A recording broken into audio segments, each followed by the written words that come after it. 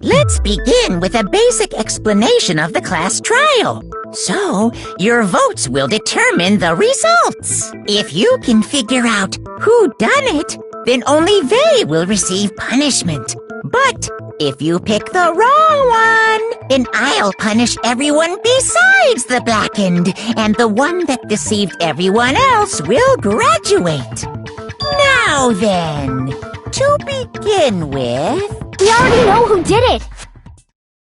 Was that? It was Hiro. He does not have an alibi for when the murders took place, and we found him in that suit. Don't try and deny it! You killed them! I didn't! Someone knocked me out! I was asleep the whole time! I don't know anything about it! Shut your murdering mouth, murderer! Who are you calling a murderer? I am sorry to say, Hiro, but we do have evidence.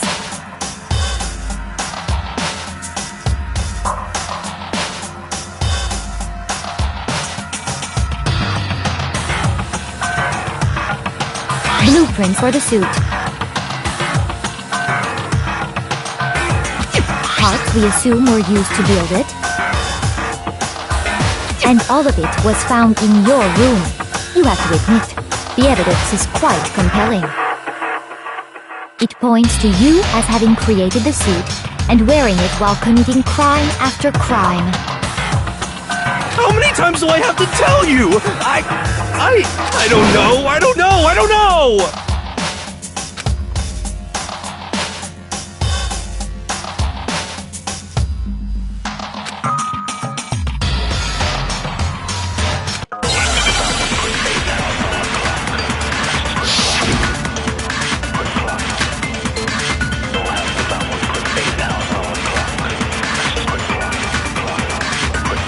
Everything we found in your room.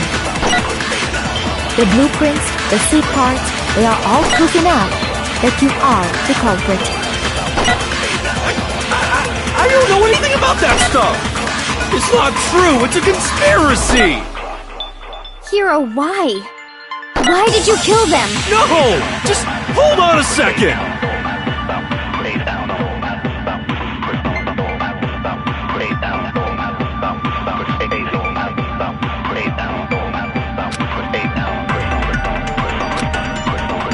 Everything we found in your room. The blueprints, the suit parts, they are... No, that's wrong!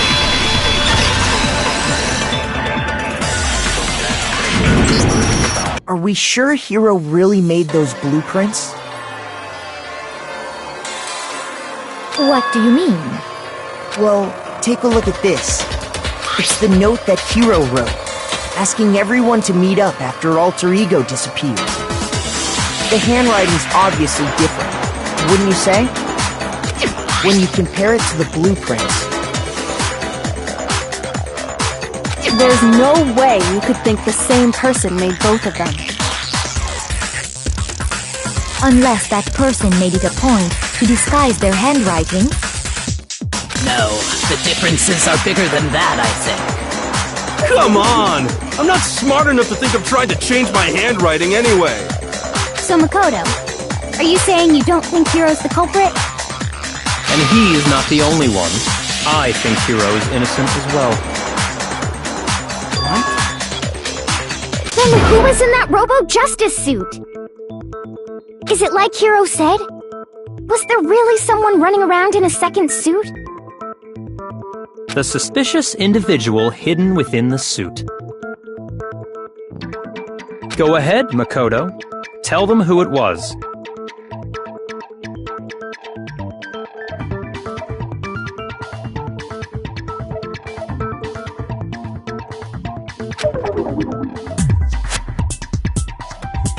So, who was in the Robo-Justice suit?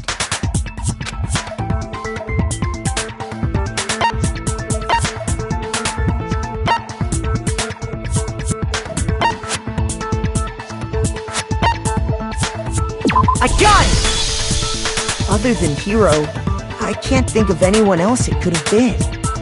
Obviously, he was the one in that particular suit, and we never found any kind of second suit. Then there can be no doubt. Hiro is the prime suspect. That doesn't make any sense! You just said Hiro didn't do it! It makes perfect sense. Hiro was the suspicious individual in the suit, but he's not the culprit. So what you're saying is... That's right. The culprit in this case has nothing to do with being in the Robo-Justice suit. What? Now that's a bold assumption! And what reason do you have to make such a statement? You do have a reason, yes? Of course. But before we get to that, there's something else we need to clarify first. So let's get that out of the way. Hey, stop trying to boss us around! All things have a proper order. So what is it? What needs to be clarified? We must clarify the method of transportation for Taka's lifeless body. It would seem that his corpse was moved using certain particular items.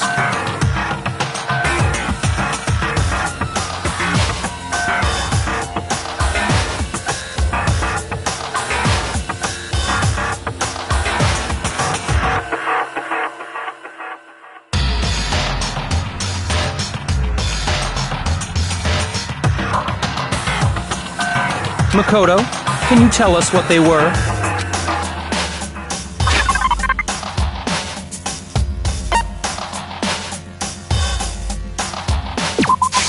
I got it!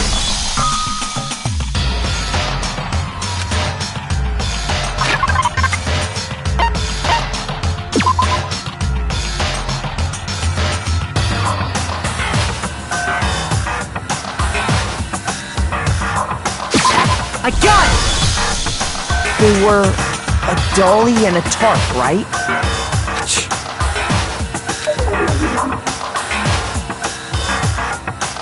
So, let's see if I can explain. Taka's body disappeared from the equipment room, and then we rediscovered it in the repository. And when we found it for the second time, it was wrapped in a blue tarp, right?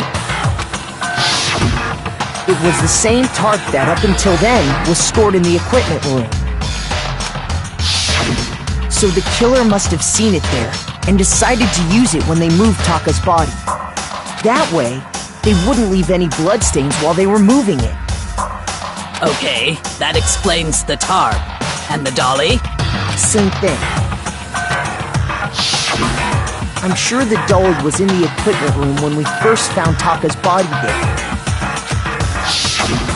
But when the body disappeared, so did the dolly. Later, when Taka's body reappeared in the repository, so did the dolly. In other words, you think they used the dolly to move the body, am I right? But are you sure you are not mistaken? Huh? Are you absolutely positive the dolly was in the equipment room when we found Taka's body?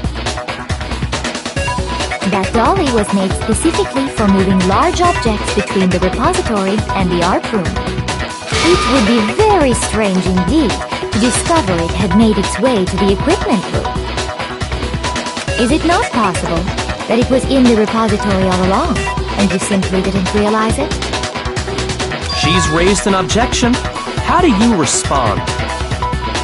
There is no shame in being wrong.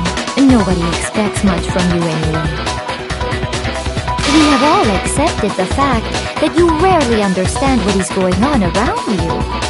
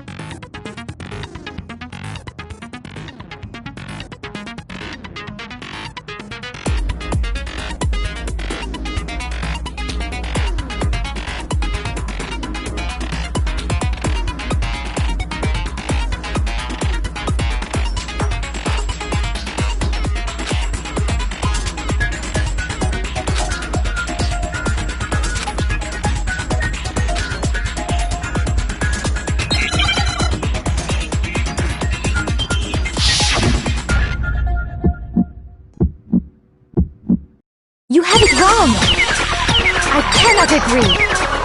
You are a fool. So pathetic. Lies will get you nowhere. Do your worst. Away with you. You miserable wretch. I cannot agree. You are a fool. Lies will get you nowhere. Do your worst, you miserable wretch. You have it wrong. I cannot agree. You are a fool. So pathetic. Lies will get you nowhere. Do your worst. Away with you. You miserable wretch. I cannot agree. You are a fool. Lies will get you nowhere. Do your worst, you miserable wretch. You miserable wretch. I cannot agree. This should prove it.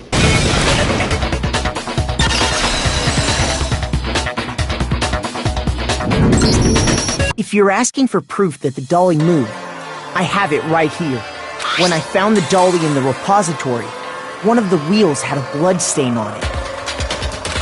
There was a pool of blood in the equipment room with a tire mark in it that matched the dolly wheel's tread. The killer probably rolled the dolly through the blood on accident as they wheeled the body out of the room. And as the blood dried on the tire, they moved the body into the repository. So there's my proof that the dolly was used to move Taka's body.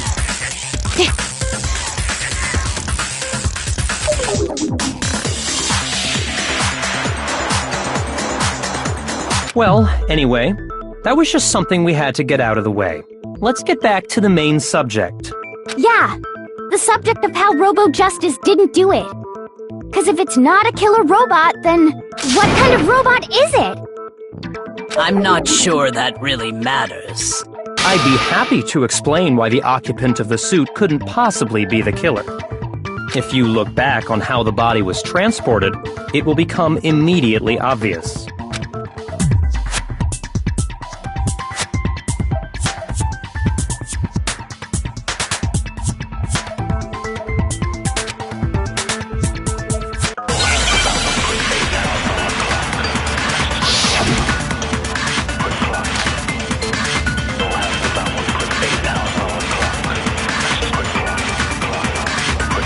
As we know, Taka was killed in the equipment room.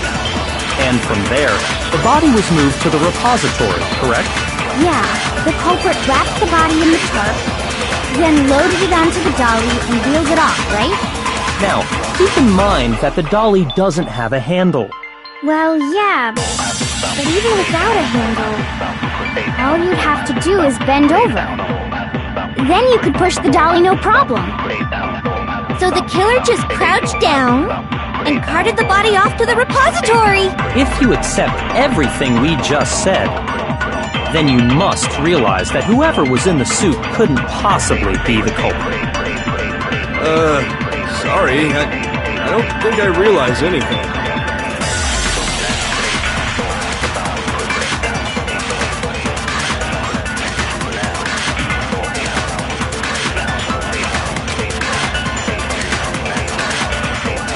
As we know, Taka was killed in the end from there.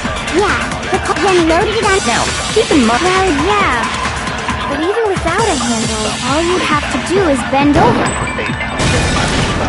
No, it's wrong!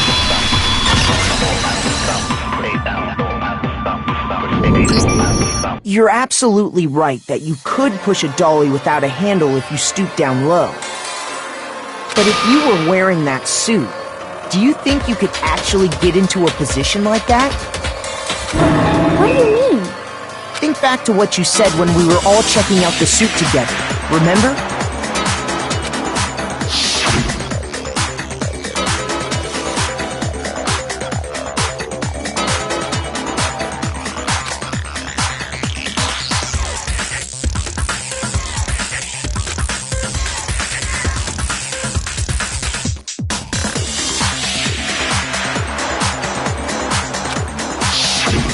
When you're in that suit, not only can you not see your feet, but you can't even bend at the waist. Am I right about that? Now that you mention it, yeah. It seems like it'd be awfully hard to push that dolly if you couldn't bend over. Well, what's to stop you from simply pushing the dolly with your feet? When you can't even see your feet? You really think someone could kick the dolly all that way? Yeah, it'd be totally impossible. Not that I can say for sure myself. On top of that, if you were wearing such a rigid, cumbersome suit, it's very unlikely you would have the dexterity to go about wrapping the body in a tarp. Well, I mean, isn't that just a matter of taking off the suit when you're ready to move the body?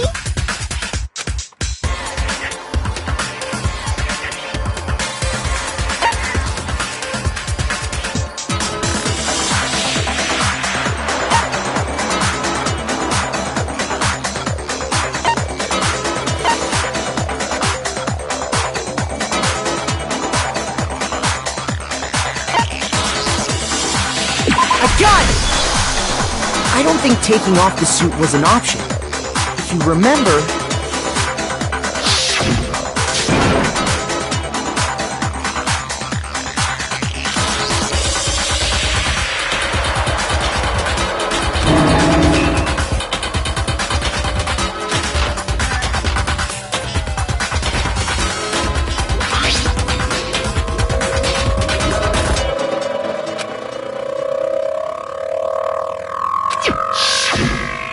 true. It seems impossible to put the suit on or take it off without help. Then, you really can't take it off by yourself? Hiro wasn't just making it up? Of course I wasn't making it up. If he could have gotten it off by himself, I don't think he would have let us see him wearing it. Showing up in the suit was basically an invitation for everyone to suspect it. Yeah, that's right! So, it's really, really true that Robo-Justice couldn't have moved the dolly?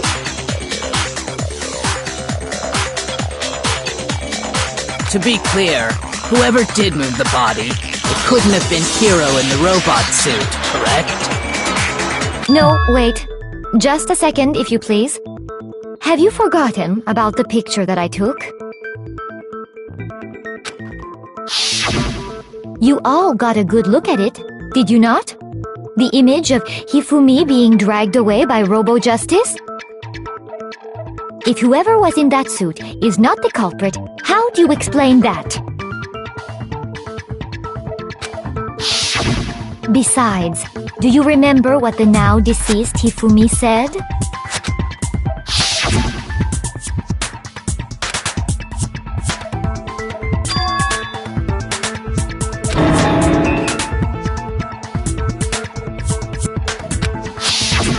So long as those facts exist, the proper conclusion is beyond question. The individual inside the suit and the culprit are one and the same.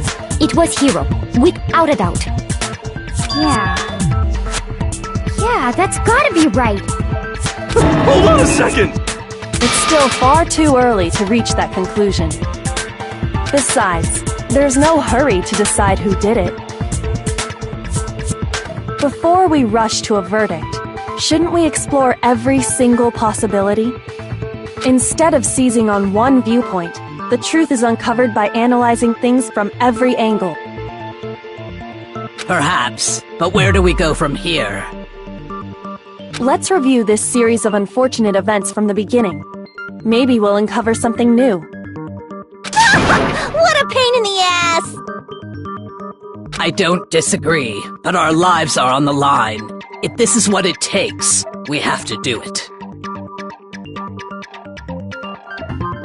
Plus, maybe we'll get to find out where the heck Kyoko was when everything went down. All right then, let's take another look back at what happened. I suppose we could start with this morning. 4 of us gathered together in the dining hall. Makoto, Hina, Kyoko, and myself. We waited there for quite a while, but nobody else showed up, so we went to look for everyone. That was around 8 a.m.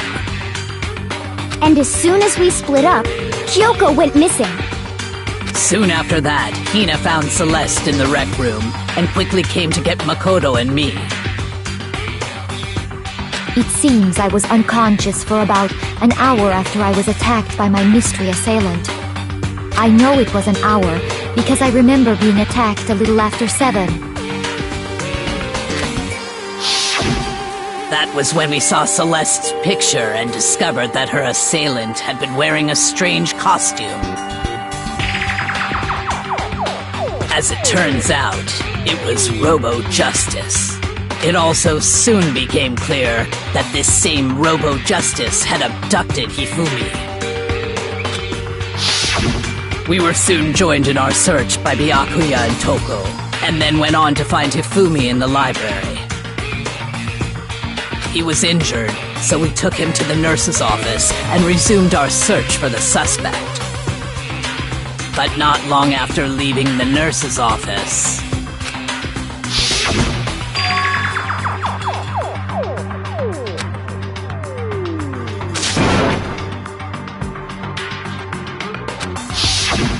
When Celeste told us that, we decided to split up and search the second floor.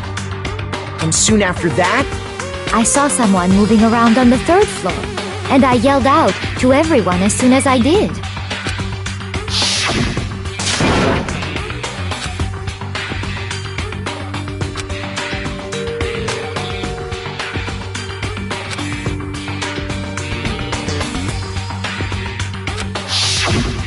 then...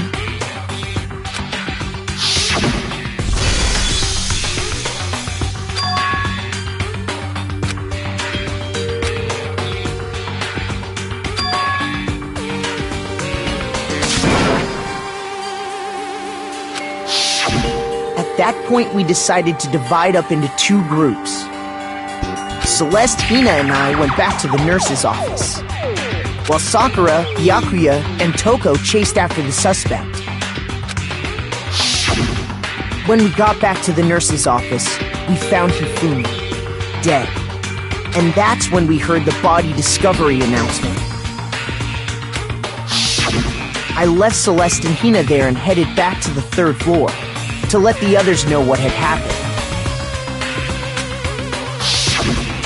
Meanwhile, we had just discovered Taka's body in the equipment room. We must have found both bodies at almost exactly the same time, because we heard the same announcement not long after we discovered his body. And that's when I told you guys about Hifumi. Then the three of us headed for the nurse's office. But right after we left the physics lab, we ran into Celeste, who'd arrived after us, and she told us something very surprising.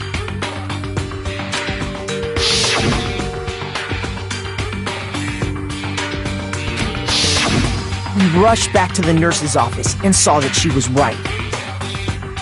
Then we remembered we'd left Toko passed out in the equipment room, so we hurried back again.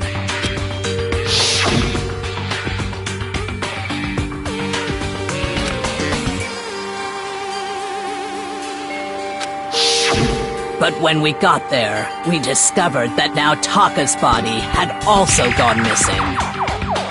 Next thing we knew, we were searching the school for 2 missing dead bodies. And after some time... Celeste informed us that she'd found the bodies, and we all headed to the repository, which is where we rediscovered the corpses.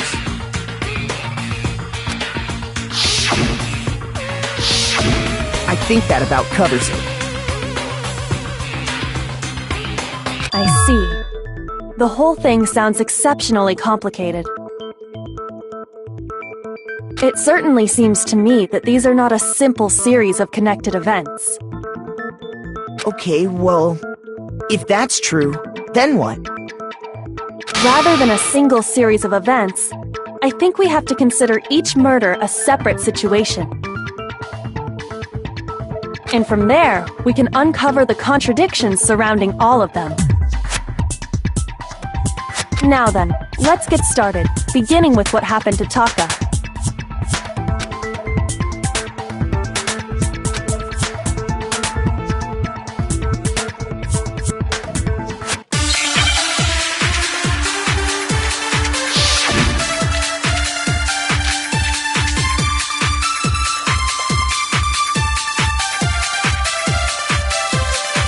So, regarding Taka's death, I wonder if he died before Hifumi, or perhaps it was after? We already know what order they were killed in. Taka came last. What makes you say that? Because of the numbering of the Justice Hammers.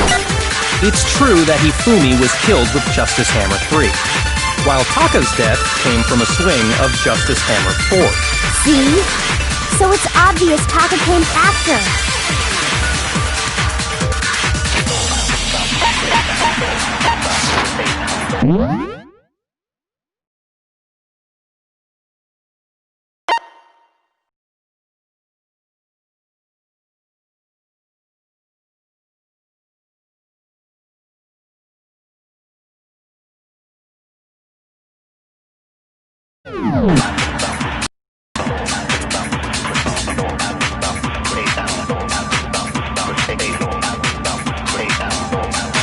So, regarding Taka's death, I wonder if he died before Hifumi, or perhaps it was after? We already know what order they were killed in. Taka came last. What makes you say that? Because of the numbering of the Justice Hammers. No, that's wrong!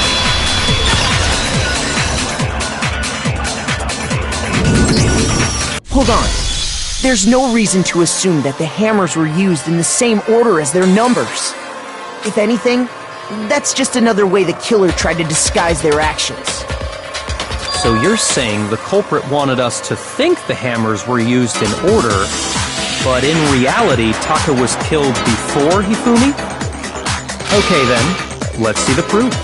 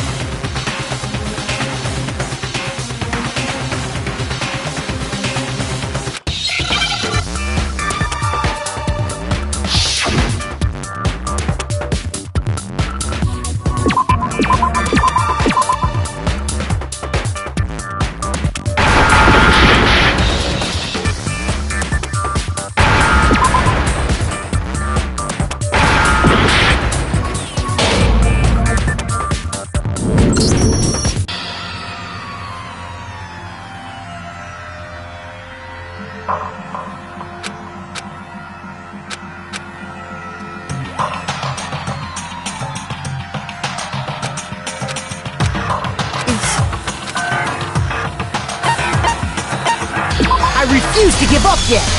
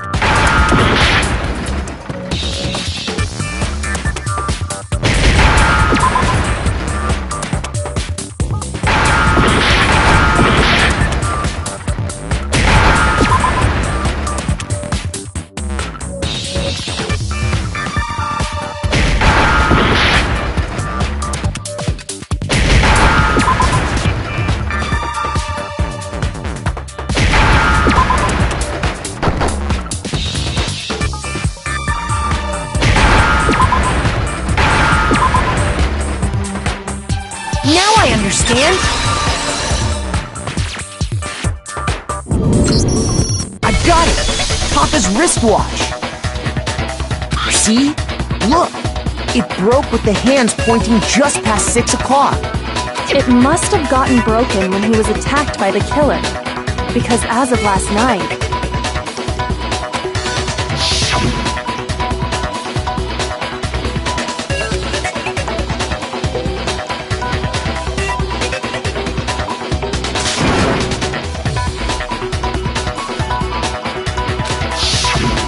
so if it wasn't broken after 6 last night, then he must have been attacked around 6 this morning.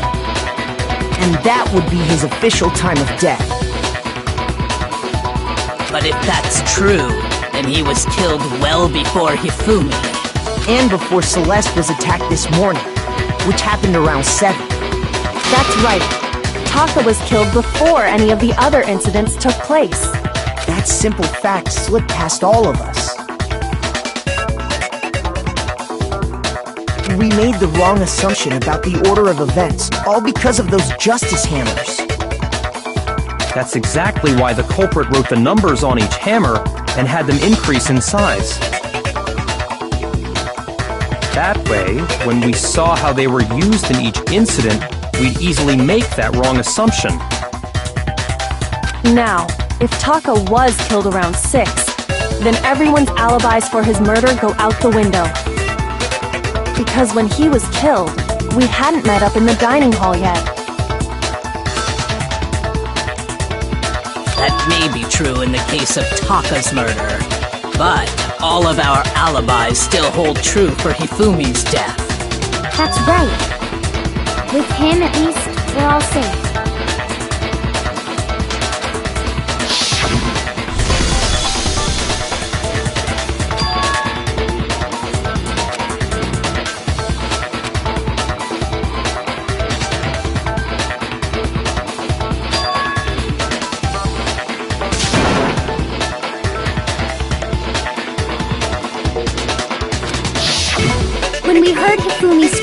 we were all together. Except for Hiro and Kyoko.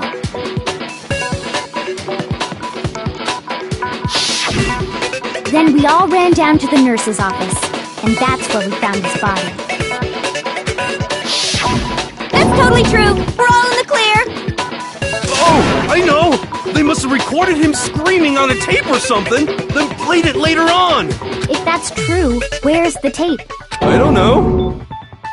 Don't just go making stuff up. Anyway, we all have rock-solid alibis for when we heard Hifumi scream. Since all of us were there together, clearly none of us could have killed him. And it does not stop there. There was also the moment when we discovered his body had disappeared. When his body vanished from the nurse's office,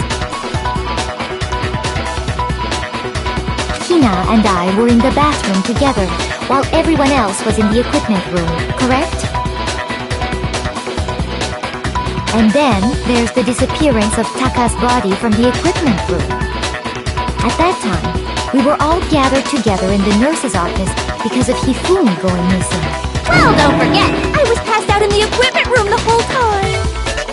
Wait, then what if Genocide Jill did it? She could have dragged Taka's body out of there right then! Even if she could pull that off, there's no way she could have done the same with Hifumi's body. Because, as we just established, she was passed out in the equipment room when his body disappeared. Besides, I didn't do either of them anyway.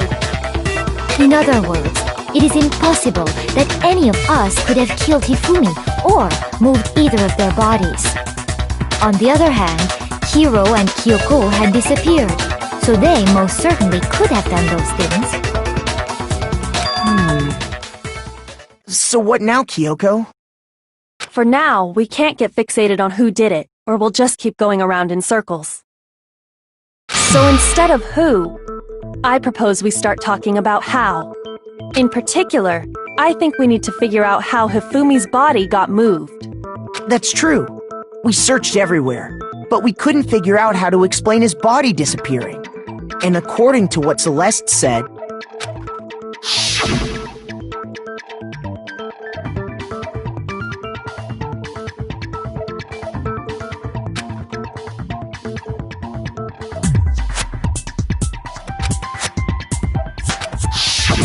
his body apparently disappeared in the 1 minute her and Hina took their eyes off of it.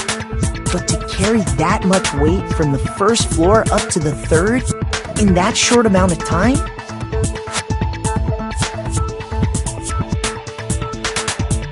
Oh man, yeah! There's no way! It'd be impossible! Well, what if I told you there was a way to make the impossible possible? What? How? If the dead body were to move itself.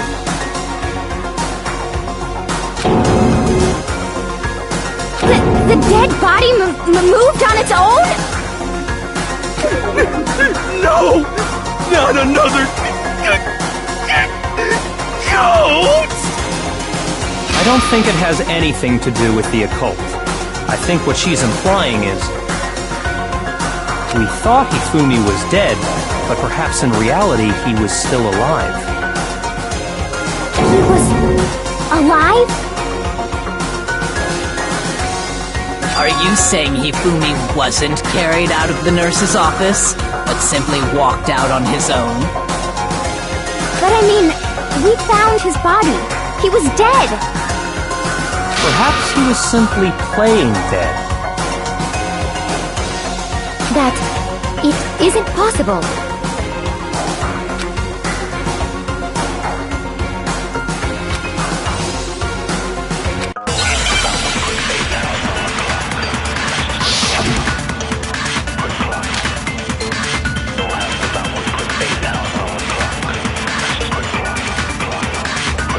Are you saying that when we first found Hifumi in the nurse's office, there's a chance he was actually still alive? No, it is impossible. Hifumi was dead, without a doubt. And you know that how? Surely you heard the body discovery announcement along with the rest of us. Hifumi's dead body had been found. And that is why the announcement was made. Are we really so sure about that? Maybe the announcement was intended to signal someone else's discovery.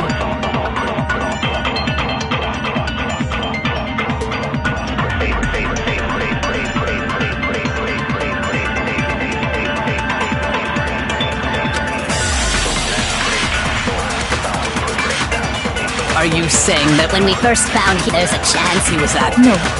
It is if Hifumi was dead, and you know that. Surely you heard the body that Hifumi's dead, and that Is why the announcement was. Are we really so sure about that?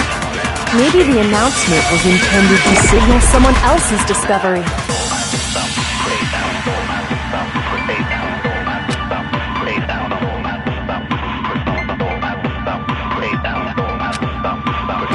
Are you saying that when we first found Hifumi in the nurse's office, there's a chance he was actually still alive? No. It is impossible. Hifumi was dead, without a doubt. And you know that how?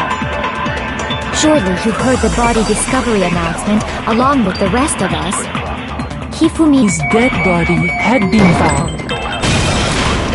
No, that's wrong!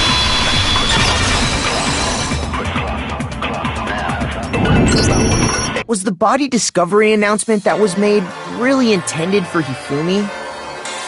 Of course it was. The announcement played right after we discovered his body. Maybe. But that was also the same time that Taka's body was found. That's right. It wasn't long after finding his body that we heard the announcement. So there's a good chance we've made a mistake in there somewhere. I think we've confused whether the announcement was for Hifumi or Taka. First of all, if 2 bodies had been found, there really should have been 2 announcements. Maybe Monokuma simply got lazy and rolled them together into one. What do you say, Monokuma? Any comment? Well, it's a very sensitive issue, so I can't go into too much detail. But what I can say about the body discovery announcement is that it's only broadcast when 3 or more people find a dead body for the first time. That didn't answer our question, man. We're asking if you're a lazy bum. No, actually, that was plenty. He said it's only broadcast when a body is discovered for the first time, which means even if we find the same body again later, he won't make the announcement again. If that's true, then why was the announcement made again later on? Huh? Later on? Exactly. We heard the body discovery announcement twice.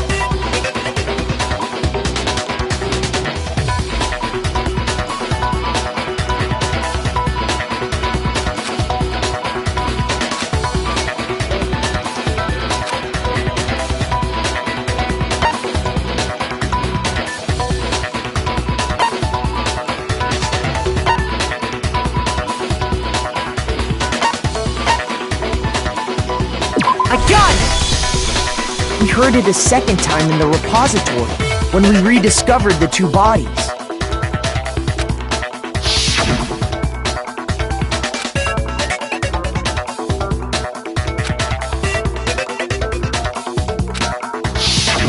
It didn't seem weird at the time, but it contradicts what Monokuma just told us, doesn't it?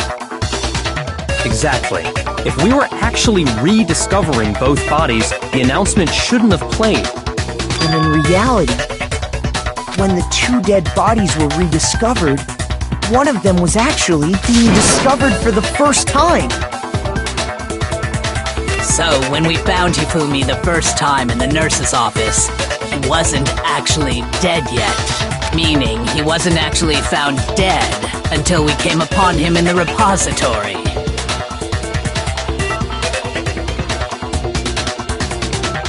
And that's just part of it. There's one other thing that leads me to believe he was still alive in the nurse's office. Oh, I know!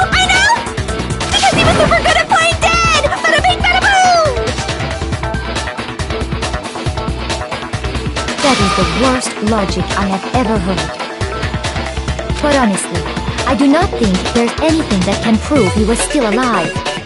Okay then, let's take another look at the events surrounding the discovery of his body. Then it should become clear whether he was really alive or not. This whole thing is pointless.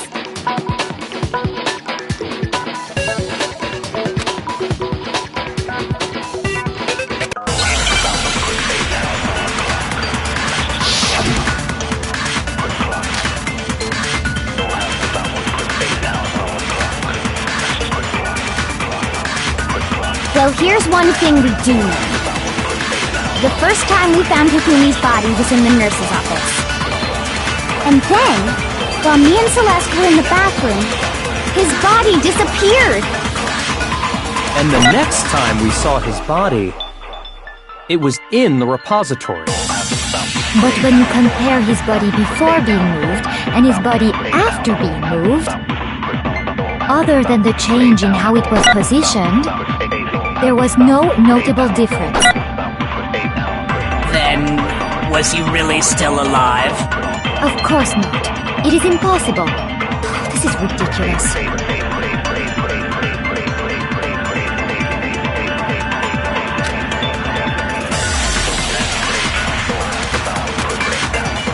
Well, here's one thing we do know.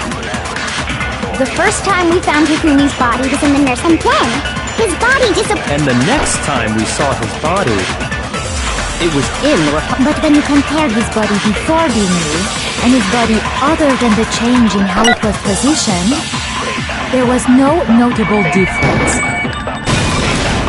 No, it's wrong!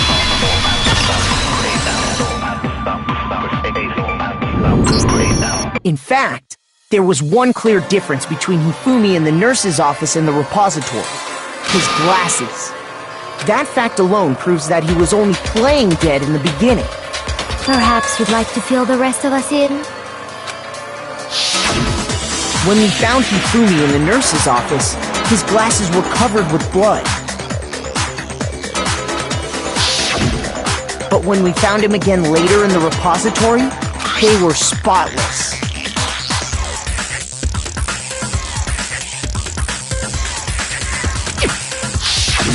And I found the item he used to wipe them clean in the nurse's office trash can.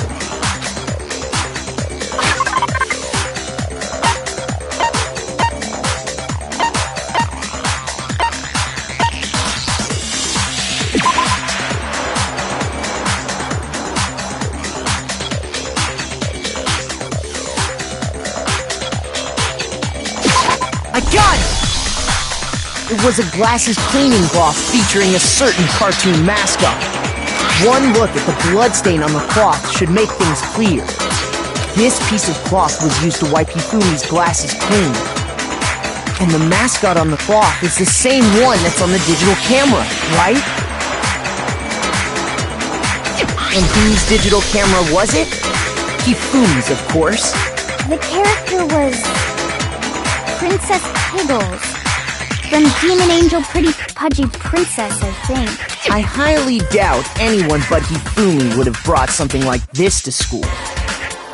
I see your point. And the only people here who wear glasses are... I wouldn't be caught dead using a tacky piece of garbage like that.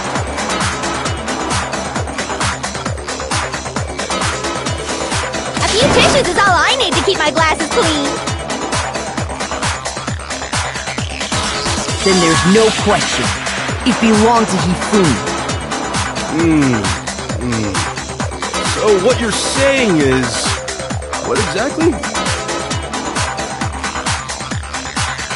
What I'm saying is, the blood on his glasses was wiped away using his own glasses cleaning cloth. Even if that is true, it does not mean he wiped the blood off himself. But who would benefit from a clean pair of glasses other than the glasses owner? That's a good point. And it must have been him, right? So let's assume that Hifumi was still alive in the nurse's office. He pretends to be dead. Then when he's alone, he wipes his glasses clean so he can see. Then he stands up and walks out on his own 2 feet. And with that, the impossible task of moving his copious corpse becomes possible, wouldn't you say? But then, if he was just pretending to be dead, what was with all that blood? Was it paint or something? The fridge in the nurse's office contains packs of blood for emergencies. He probably used one of those. He figured if he was gonna play dead, he should go all out, so he just dumped it everywhere! But he got crazy with it and had to wipe his glasses off when he was done! Oh, what an idiot! And if Hifumi was still alive at that point, the disappearance of Taka's body is easily explained. It should be perfectly obvious who must have moved Taka's corpse.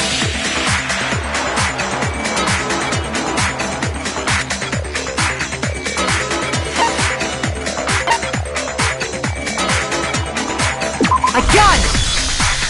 It could only have been Hifumi. While we were all gathered in the nurse's office, he went to the equipment room and took Taka's body. That also explains how the door to the repository got locked. The door was locked? Well, after the bodies disappeared, we all went looking for them, right? So me and Sakura headed for the repository. But when we got there, the door was locked. And the repository door can only be locked from the inside. Which means, when Hina and Sakura got to the repository, someone was already inside. And it could only have been Hifumi, who just finished stashing Taka's body there. He convinced us all he was dead, and when he saw his chance, he dragged Taka's body to the repository. So, Hifumi wasn't just another victim in this case. He was one of the assailants.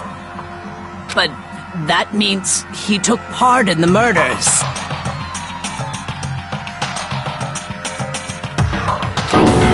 I just can't believe it. If you're having trouble, would you like me to show you one more piece of evidence? There's more? Oh, absolutely. The single biggest fact pointing to his involvement has yet to be revealed. You know what I'm talking about, right, Makoto? The item he took off of Taka's lifeless body?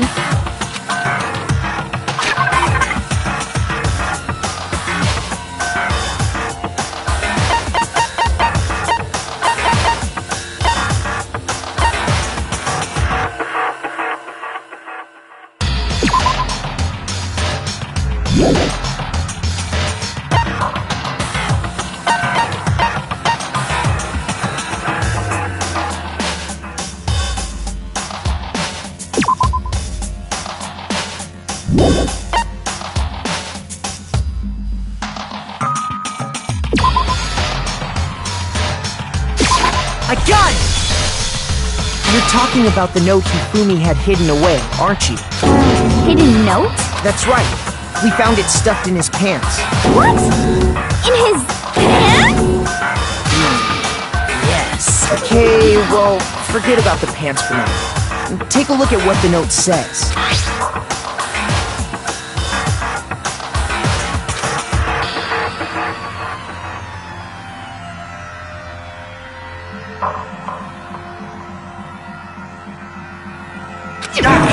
That's the note I was telling you about. The one that told me where to go.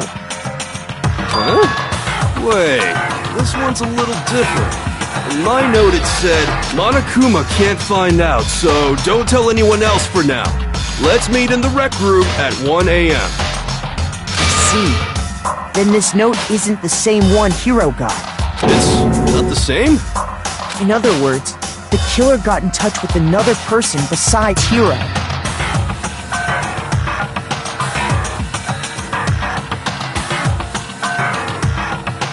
And that person could only have been...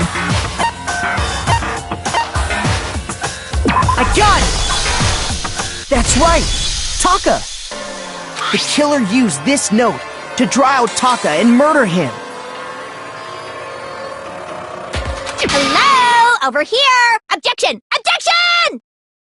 I don't really understand what's going on, but Hifumi had that letter, right? So whoever wrote it wasn't drawing out TikTok, they were drawing out Huffy! Just to be clear, TikTok is Taka and Huffy is Hifumi, right?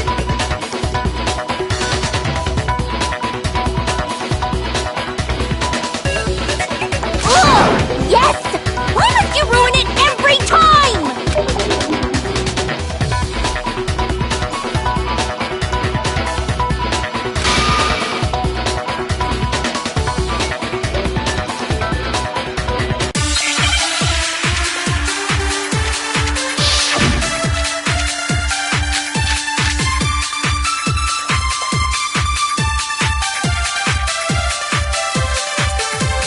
Huffy had the note, right? Then the person it was intended for must have been Huffy! But remember what the note said. What time did it say to meet? 6 a.m., I believe. The time doesn't matter! The note has nothing to do with TikTok!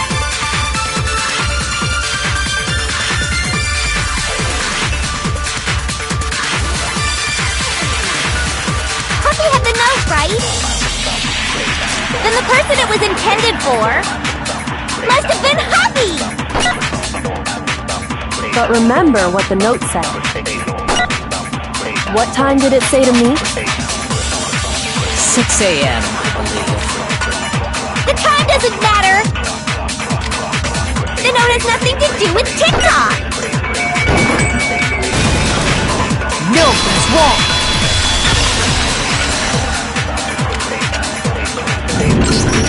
No, there absolutely is a connection. What the hell are you talking about? The note said to meet at 6 a.m., which is the same time Taka was murdered.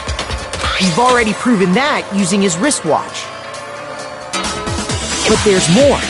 Look where the note says to meet. The equipment room, right?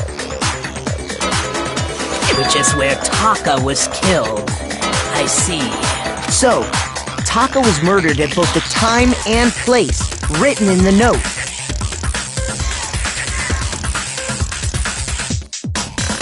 I think that should be plenty to show that this note was definitely meant for Taka. Well, when you put it like that... No further objections!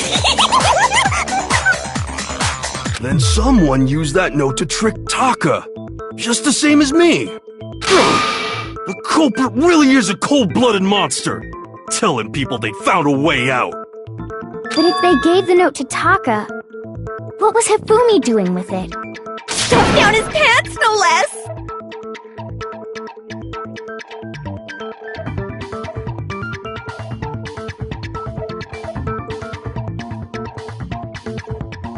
Most likely, Hifumi stole it off Taka's corpse after he died. Huh? He stole it? Where's your proof? Go ahead, show us.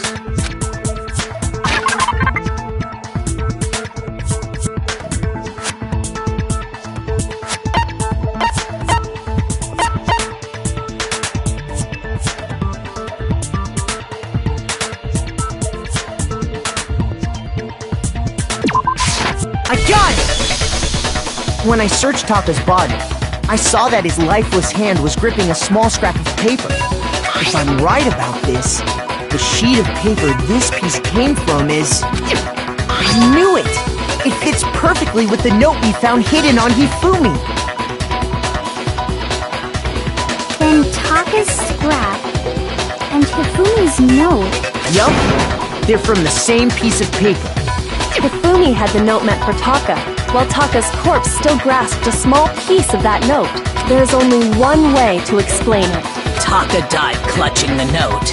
Hifumi tried to free the note from his death grip, leaving behind only one small scrap. Did I get all that right? That means Hifumi knew the note was important. Exactly. Which proves that he was an accomplice in the murder. Whoa. Yeah. After seeing all this, Hifumi was super involved in this whole thing for sure. In fact, he was behind the whole thing. In fact, he's still alive! Sorry, no. When we found him in the repository, Hifumi was truly and completely dead. The second body discovery announcement proves that. So then, who killed Hifumi? Whoever did is the mastermind, the true killer.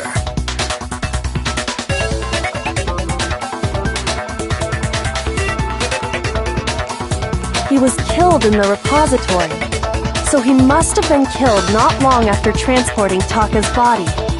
So, he must have been killed after Taka's body vanished, but before we found both bodies in the repository.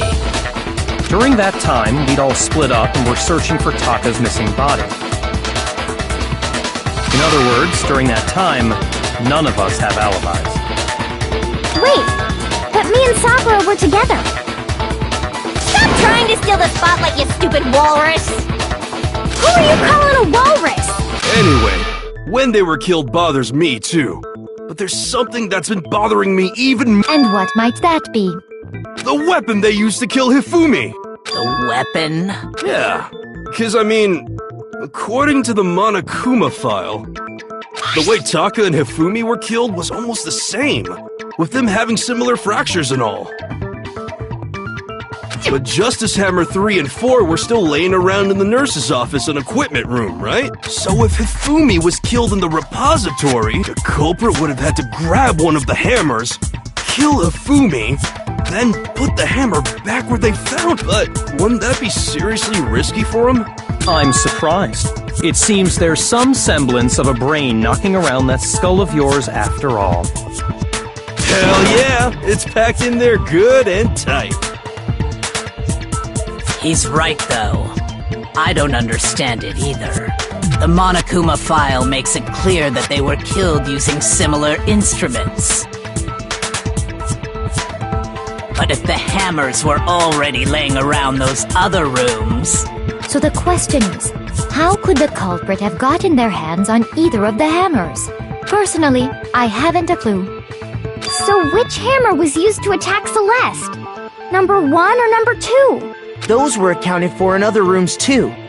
And I don't think either one is big enough to kill someone. Then, Is it not possible they used a different weapon? I don't think it is possible. They were both killed with the same kind of thing, right? So then, what was used to kill Hifumi?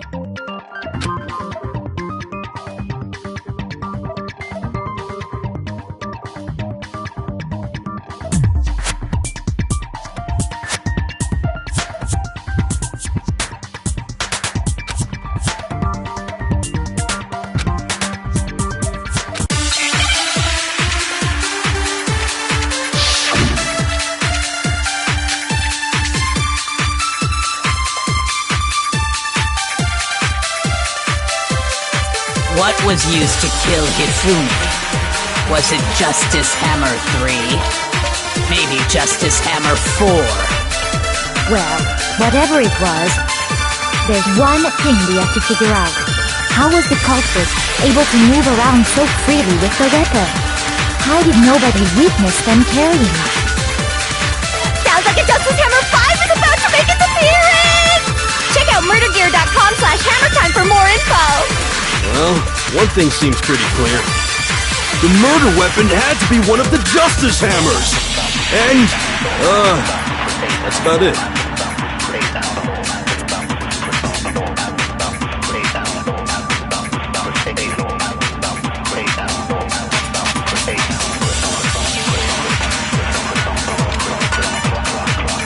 What was used to kill him? Was it maybe Justice? Well, there's one. How was the culprit? How did nobody... Sounds like a Justice Hammer! Check out murdergear.com! Well, one thing seems pretty clear. The murder weapon had to be one of the Justice Hammers! No, it's wrong!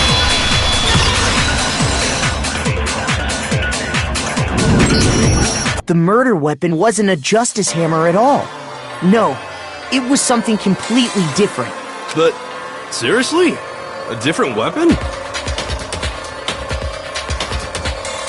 Specifically, a hammer from the repository. The killer could have easily used that to kill Hifumi. Now, All the hammers in the repository were covered in flecks of grit and debris. But for some reason, one of them had been scrubbed clean. And the reason it had been scrubbed clean was most likely because it was used to commit murder. If the hammer got covered in Hifumi's blood, of course they'd have to clean it off. I'd also like to point out that the repository has all kinds of hammers. Big ones, small ones, and even some flat mallet-like ones. I think whoever made the Justice Hammers used those as a basis for their design.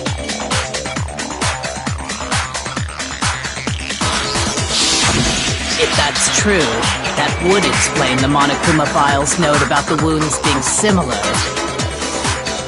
So Hifumi moved Taka's body to the repository, where someone then used a hammer to kill him. Whoever did that is the true killer. The one Hifumi was working with. And the one who betrayed him. Hold on a moment. I still think it's strange to assume someone was working together with him. The way the graduation rule works, there is no benefit to helping someone else carry out a murder. So the idea that anyone would work together like that is simply ludicrous.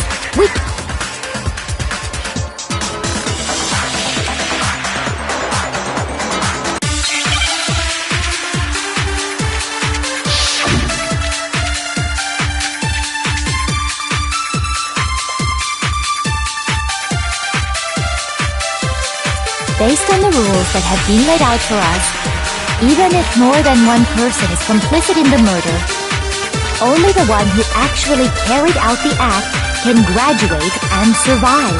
Assuming the rule holds true, it is simply impossible that two people work together on this. That is how the rule was explained to us. But that only really applies if there's one murder, right? In this case, however, there were two murders.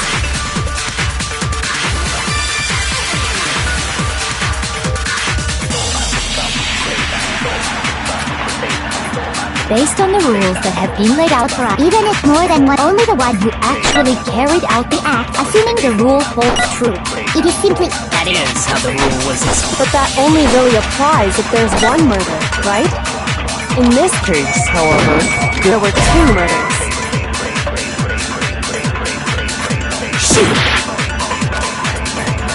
Based on the rules, even if more than one, only the one who actually... Assuming the rule holds true.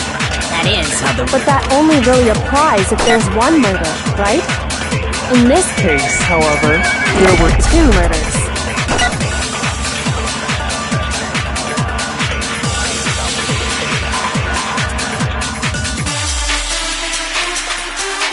based on the rules that have been laid out for us, even if more than one person is complicit in the murder, only the one who actually carried out the act can graduate and survive. Assuming the rule holds true, it is simply... No, that's wrong!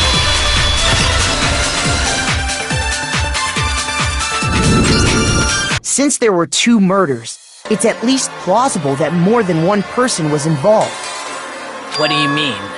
If there'd only been one murder, then yes, the idea of an accomplice isn't really worth considering. Naturally, if only one person can be saved per murder, an accomplice has no risk versus reward benefit. Risk versus reward benefit? The payoff for working together. The reward that balances out the risk of taking part in a scheme. There's no point in being someone's accomplice if there's no benefit to you. However, if there were some potential mutual reward for the risk, then cooperation becomes possible. You're saying that two people could act as each other's accomplices to commit two separate murders. I think that's what the true killer told Hifumi. They would each have an accomplice for their crime. And based on the case's events, Hifumi would have been the first one to act. They made him carry out the first murder so he couldn't back out of helping them later on. So in this case, there wasn't one single person committing multiple murders. Instead, each person killed someone, creating two separate incidents.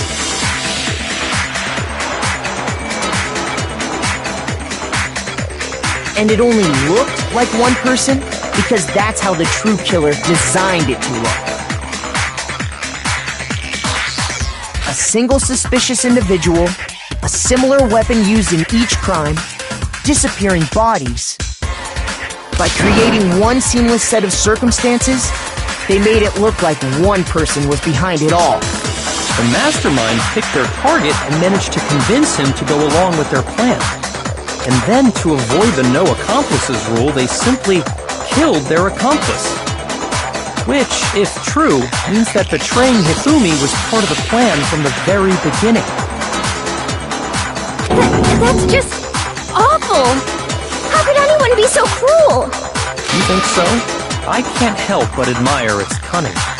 Still, their choice of accomplice seems odd.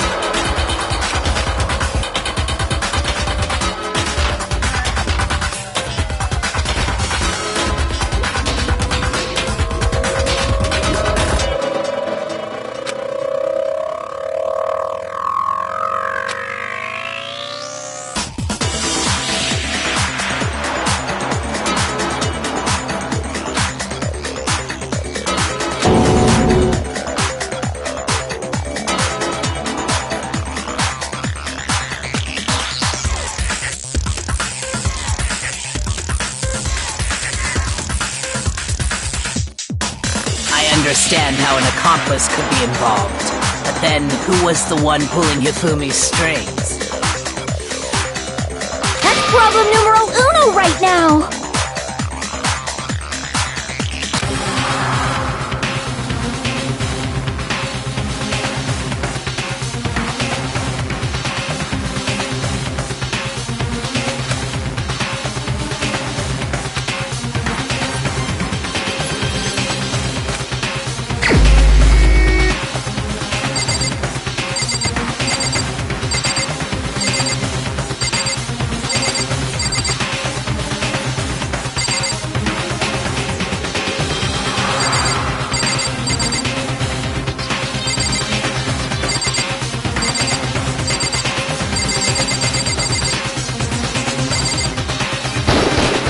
Here's my answer! It was Celeste. So I'm the suspicious individual now, am I? I really do hate this kind of joke. A joke? I wonder. So what you are saying, then, is that I specifically chose to work together with Hifumi.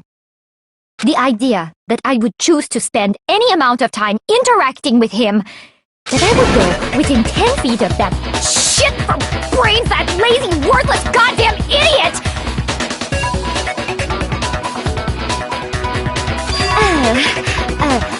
Pardonnez-moi. Just to be clear, there is evidence to support it.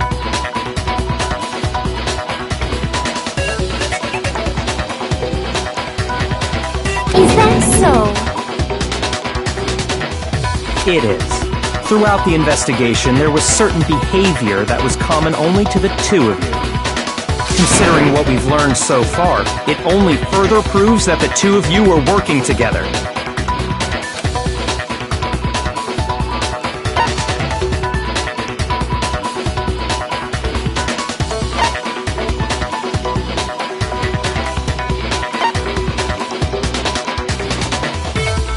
I got it! The behavior they had in common has to do with the suspicious individual in the suit, doesn't it? The only ones who ever actually saw Robo-Justice firsthand were Celeste and Hifumi. Shush! The adults are talking now. Sorry. As he said, only Celeste and Hifumi ever laid eyes on the costumed individual. If we accept that Hifumi was one of the culprits, we can't help but suspect what Celeste has said as well. Are you saying everything they told us was a lie? After taking Hifumi to the nurse's office, we all began our search for this individual, correct? And not too long after that, do you remember what Celeste said?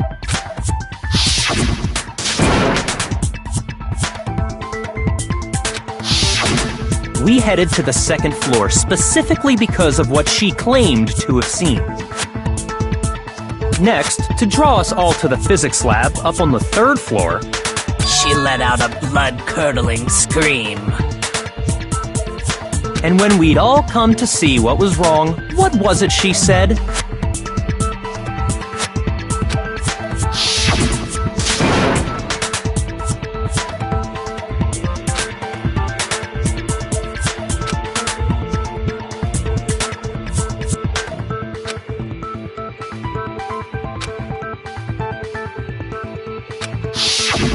Once she'd done her job of getting us all up to the physics lab,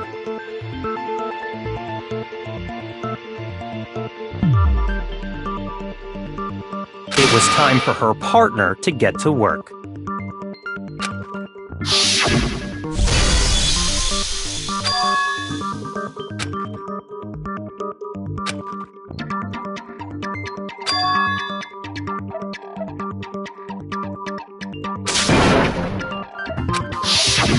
It was to get us to divide into 2 groups, so that we would discover both bodies at the same time? In fact, Celeste was precisely the one who proposed that we split up.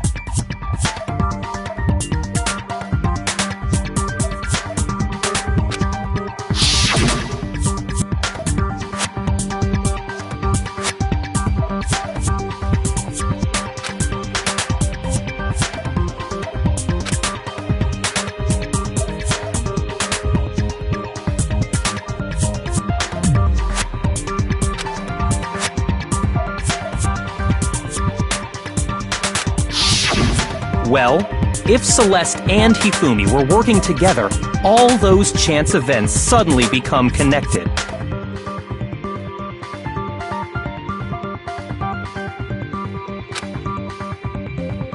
And on top of that, that piercing cry of yours early on.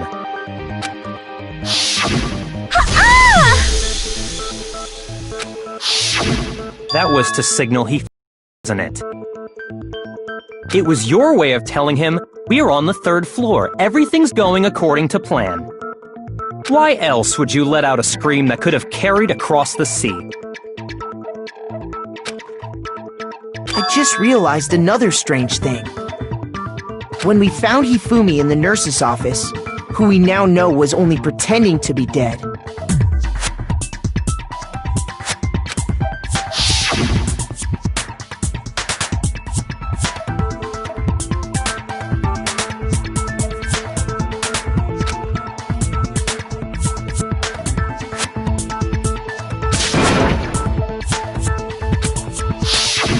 Celeste, you were the first one to say he'd been murdered. You wanted to make sure we wouldn't have any doubt in our minds.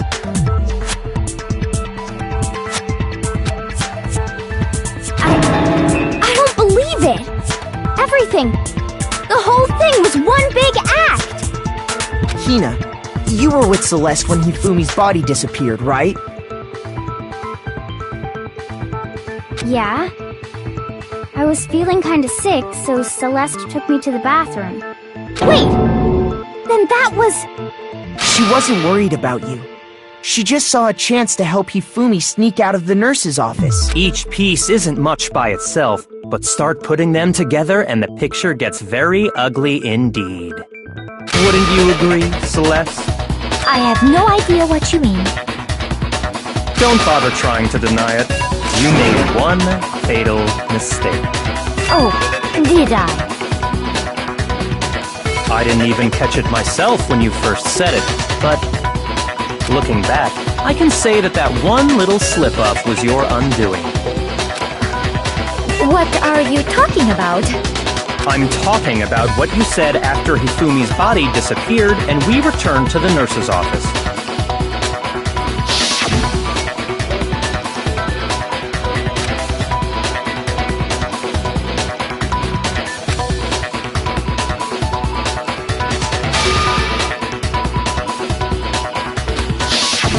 I remember her saying that too, but I don't understand what's so strange about it. Then pay attention. Sakura, Toko, and I were first to discover Taka's body in the equipment room. Then Makoto showed up and told us Hifumi had been killed. So Sakura and I left with Makoto. Once we were in the hall, we ran into Celeste, and the four of us headed to the nurse's office. Now, the entire time we were together, none of us said anything about Taka being dead. Think about it. Celeste's comment doesn't make sense. It was completely out of place. Yeah, I see what you're talking about. Although I don't really get what it means. You hear that, Celeste? Everyone's having some trouble understanding. Could you repeat what you said? If you're really not the culprit, you shouldn't have any problem repeating it, right?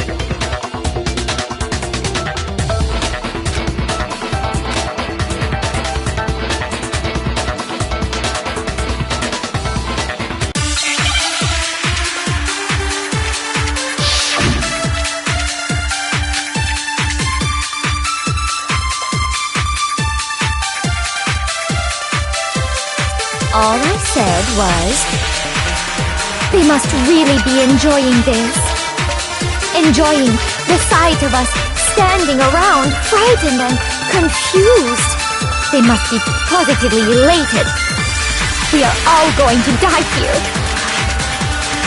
We are going to die, just like those guys died. And that is all I said. And that's all it takes to finish this. It's obvious, isn't it, what was so strange about Celeste's comment?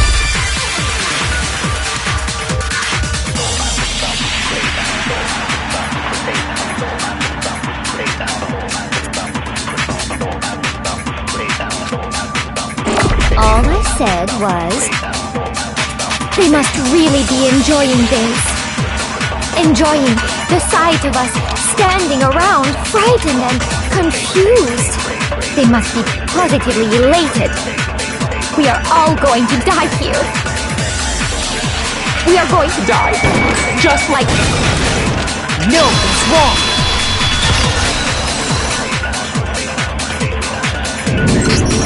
That's right.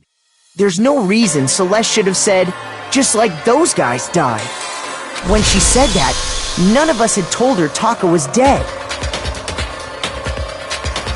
Exactly. And we didn't run into her until after we were all out in the hall, so there was never any chance for her to have seen his body in the equipment room for herself. So how did you know, Celeste?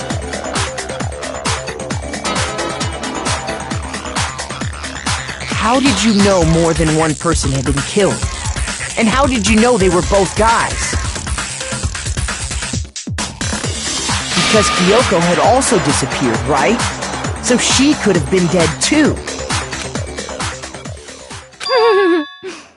You all have such vivid imaginations. You know that? Imaginations? You claim that I was lying when I told you about the suspicious person I saw. Then what about the picture I took? How do you explain this picture of the costumed villain dragging Hifumi away? It has to be some kind of setup, right? So let's put the suit on, and then she used the camera's timer to set up the picture. Have you so quickly forgotten? You are the only one who could have possibly fit into that suit. Plus, I happen to know that this particular camera does not have a timer. In other words, it is an unassailable fact that this is a picture of Hifumi being dragged away. If everything I told you is a lie, how can this picture exist?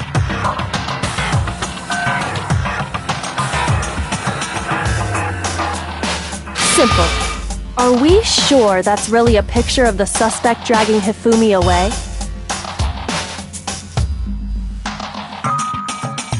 What could you possibly mean by that?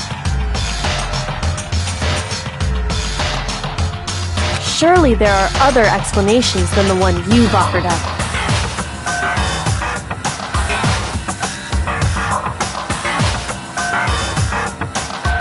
No, there is no other explanation.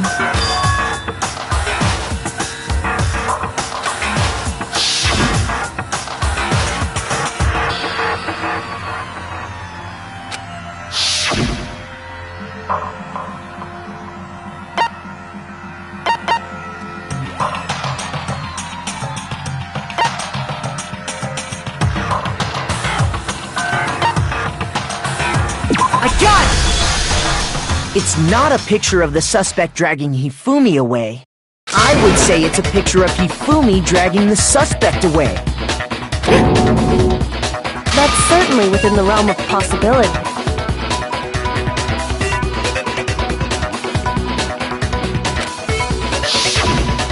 The one being dragged off in that picture isn't Hifumi, but the person in the robot suit. We've simply been led to believe that it's the other way around. And the strange costume might only exist to lead us astray even farther. If you saw someone wearing something like that in this situation, of course you'd notice and be suspicious. That's what happened! You put me to sleep and made me out to be the bad guy in all this!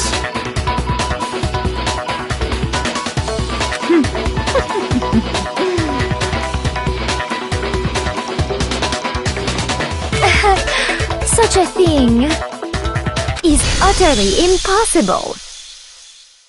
Hifumi was dragging him away? Ridiculous. Is it? I don't think it's ridiculous at all. Then shut your mouth and allow me to educate you.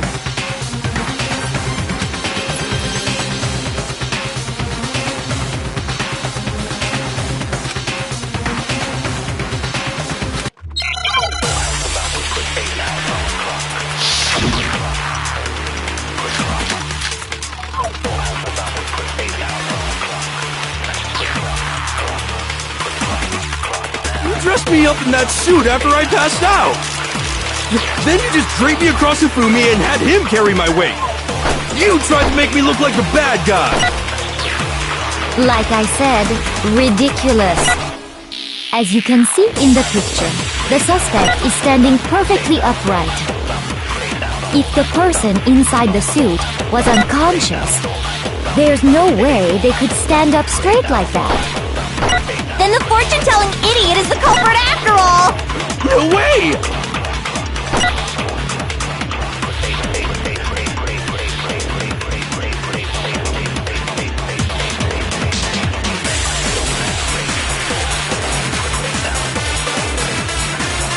You dressed me up in that suit after I passed out.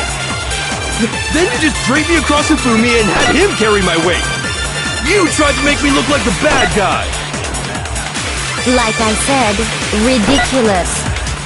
As you can see in the picture, the suspect is standing perfectly upright. If the person inside the suit was unconscious, there's no way they could stand up. No, that's wrong!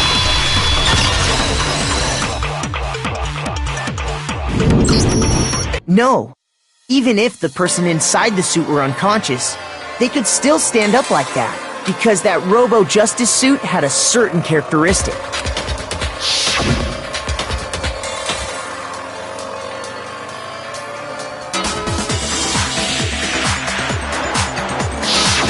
That's right!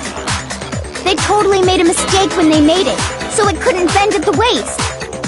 I'm not so sure that was a mistake. I think the suit was designed from the beginning to be used the way it was. Celeste and Hifumi took the suit they'd specially designed and stuffed Hiro into it.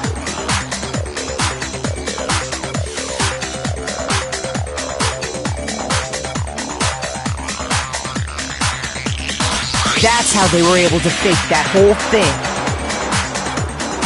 The point of it all was to make us believe whoever was in the suit was to blame.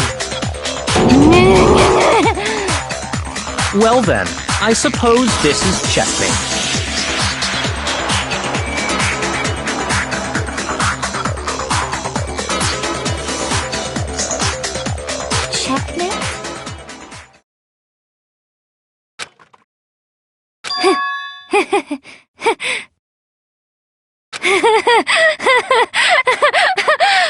Don't make me laugh, you idiot! What do you mean, checkmate? Celeste? Clearly! You want to cram me into your little guilty box? Well, there's one little problem. Have you already forgotten what Hifumi told us as he lay dying?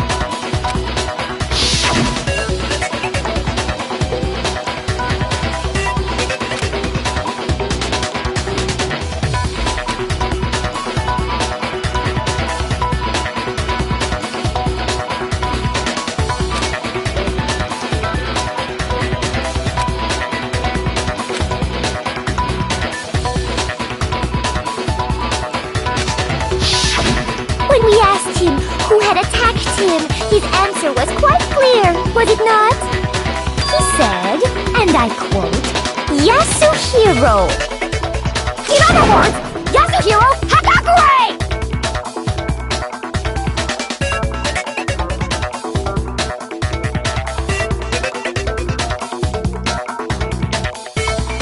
Wait! But my name isn't really Yasuhiro! It's actually Taro! Your confusing statements don't make any sense. They're only making things more complicated. He did say Yasuhiro, but are we sure he was really pointing the finger at Hiro? What the hell are you talking about? I'll burn you alive! Kyoko, what do you mean by that? Think back to how Hifumi used to talk to us. How did he refer to each of us?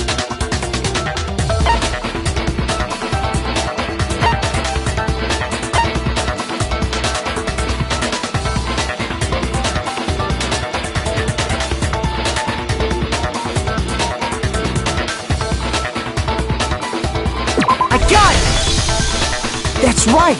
Our last names! He called us all by our last names!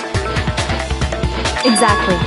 I know I heard him say Mr. Naegi more than once, for example.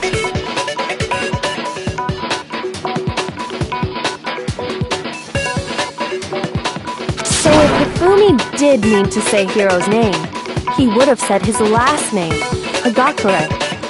I'm sure it was just incidental. By chance, his first name. Indecent? Don't talk. Random chance. Now isn't that a convenient explanation? No, there's no reason to think he would have said the name any different than normal. But he must have run out of energy before he could say any more. So Hifumi was trying to tell us the last name of whoever killed him? But the name he said doesn't apply to anyone here. Well, no. Hold on. There's one person it could apply to, and that's Celeste. She never actually told us what her real name is.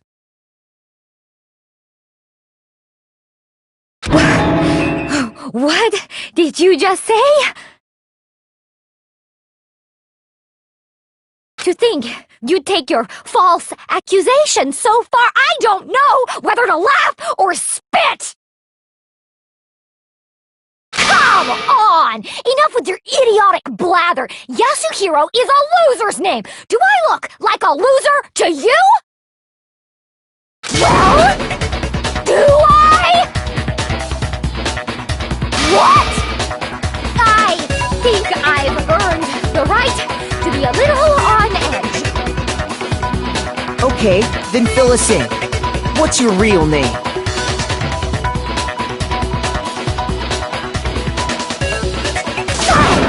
Make sure your ear holes are wide open and listen up! My real name is Celestia Ludenberg. Could you please stop making me repeat myself over and over again?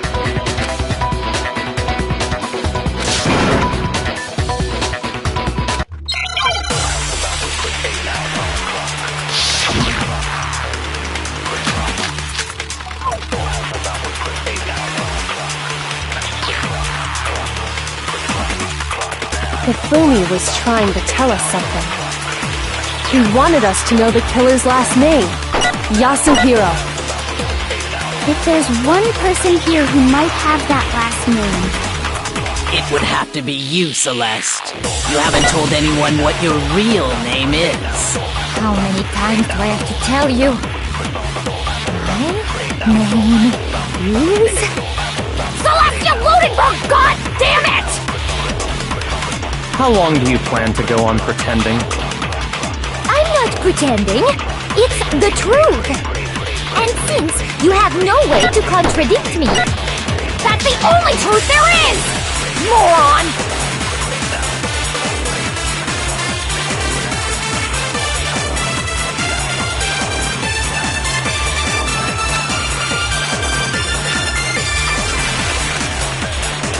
Hifumi was trying to tell us something. He wanted us to know the killer's last name, Yasuhiro. If there's one person here who might have that last name, It would have to be you, Celeste. You haven't told anyone what your real name is. How many times do I have to tell you? Celestia Ludenberg, god damn it! How long do you plan to go on pretending? I'm not pretending. It's the truth. And since you have no way to contradict me, No, that's wrong!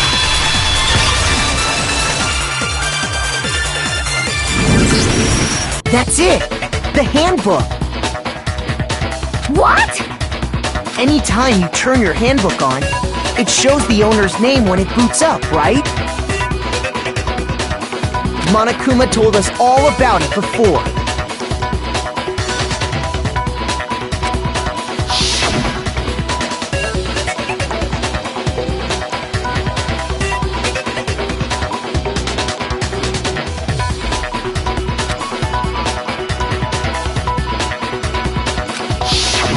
So all we have to do is check her handbook, and that'll clear up everything. That's how we can find out Celeste's real name. That's an invasion of privacy. I refuse to cooperate. Celeste, can you please just tell us what really happened? Please, just tell us.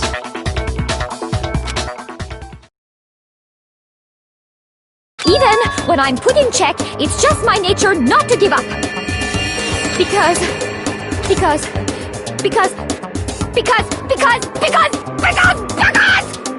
until the game's over, you never know what might happen.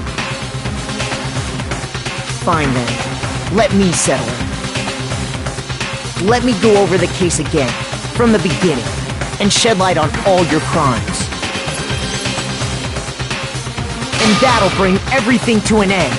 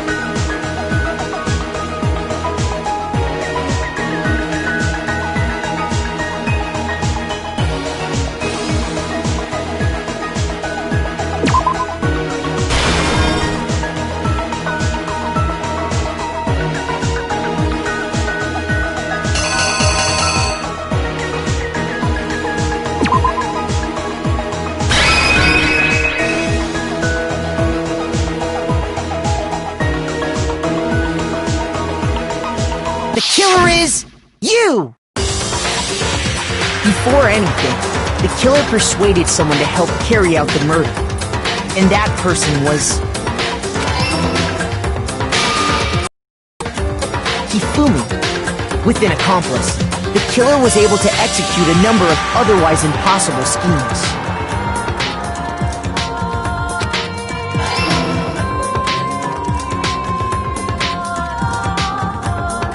First, they convinced someone to meet them in the rec room last night at 1 in the morning. That someone they met with was Hiro. The murderous duo intended to pass Hiro off as the prime suspect. So when they met up with him, they drugged him, knocked him out, and stuffed him into the Robo-Justice suit.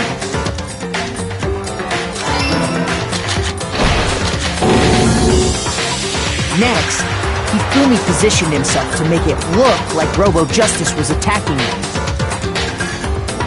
while the killer used a digital camera to take pictures of the assault. They did all this just to create evidence that would put the suspicion on Hiro. When they were done with him, they shoved him. And then finally, at 6 a.m., they moved into the murder phase of their plan. They called Taka to the equipment room.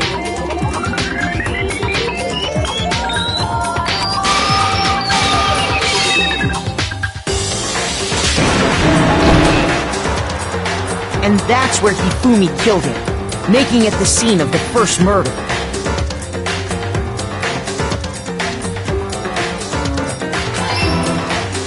The murder weapon was Justice Hammer 4, which was left there in the equipment room. The reason Hammer number 4 was used was to create confusion about the order of the crimes. So, next they falsified 2 more assault incidents. For these attacks, the killers pretended to be the victims to solidify Robo-Justice as the suspect. The first fake incident was the attack in the rec room. There, the killers wanted us to see Justice Hammer 1 and the Robo-Justice pictures they'd taken. They wanted to make sure we bought the surprise attack story. The second fake incident was the attack in the library. This time, they planted Justice Hammer 2 and an injured Hifumi to sell us that story. With these 2 incidents, the killers were able to create a certain preconception in our minds that the suspect was increasing the size of the hammers and attacking people in order as they did. We fell right into their trap and started looking for the suspect based on that. But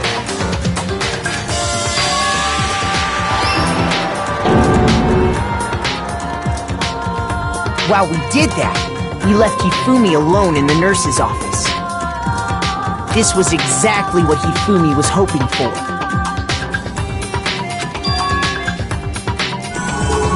He took a blood packet from the refrigerator and Justice Hammer 3 and turned the room into a crime scene in which he himself had apparently been brutally murdered. He let out a scream to draw us back, and when we returned, that's what we found. Meanwhile, the other group that had been out searching found Taka's body at the same time. So when we heard the body discovery announcement, we naturally assumed it was for Hifumi. We left the nurse's office, and Hifumi once again took advantage of the situation. He simply got up and made his escape. When we learned his body had disappeared, we all rushed back to the nurse's office. And once again, Hifumi had the chance he was waiting for. This time, he snuck into the equipment room.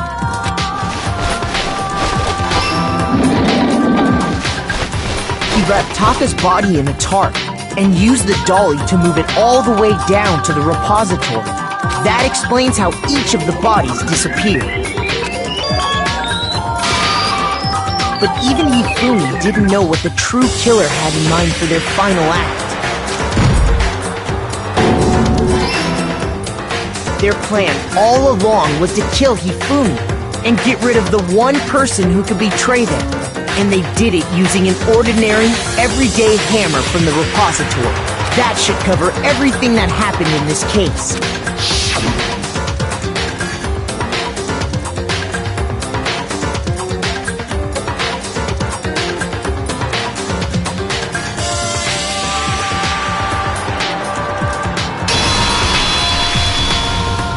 Celeste!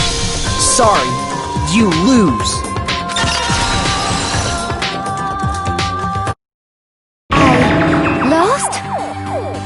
I lost? When was the last time I was forced to utter such words? They hang heavy around my neck. Then you admit it? You're the killer?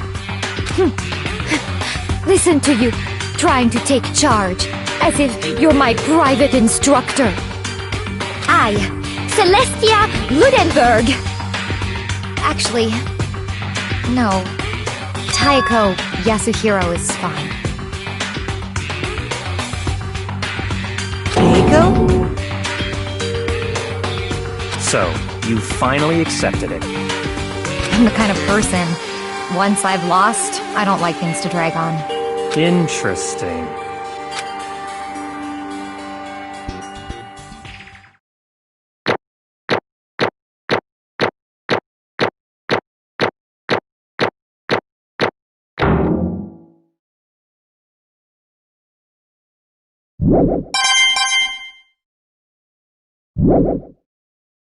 Okay, Monokuma. I'm ready to begin. Or, no, I suppose this is the end, isn't it? It is indeed the moment we've all been waiting for. Time to vote, okay? Okay. If you would, please locate your lever and cast your vote. And when the votes are tallied, who will become the blackened? Will you make the right choice or the dreadfully wrong one? What's it gonna be? What's it gonna be?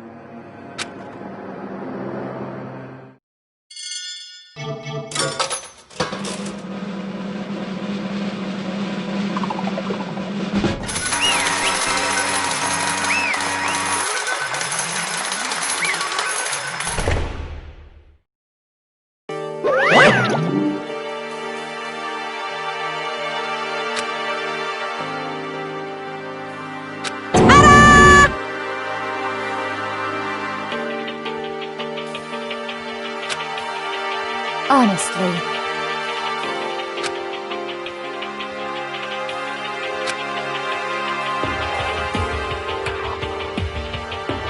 I knew it.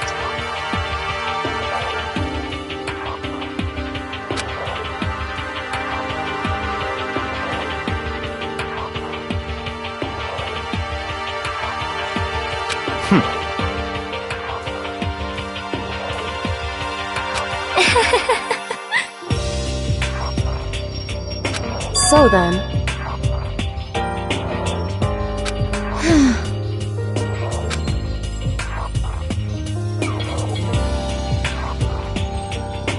Indeed.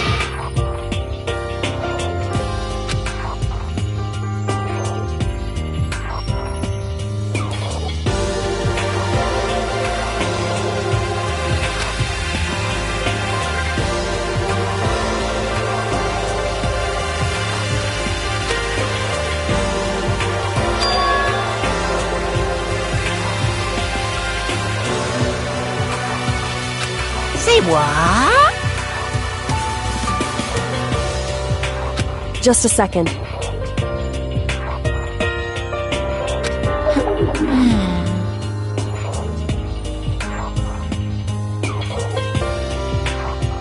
In other words... Indeed. I see.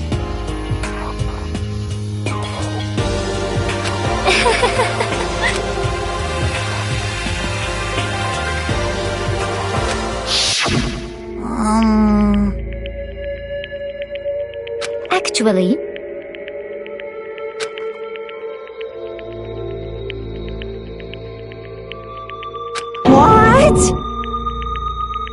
Are you okay with this?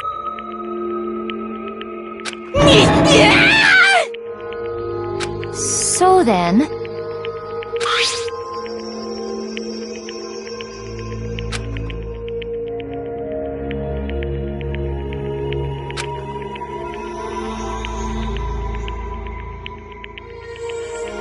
Damnation!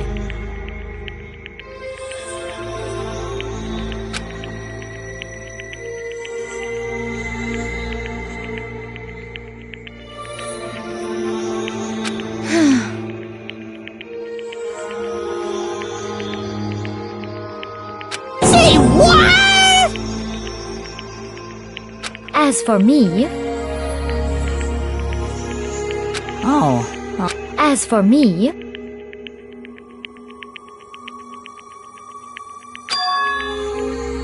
What?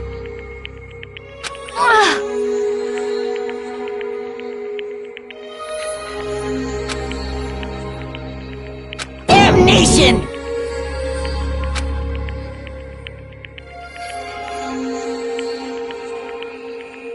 Say what?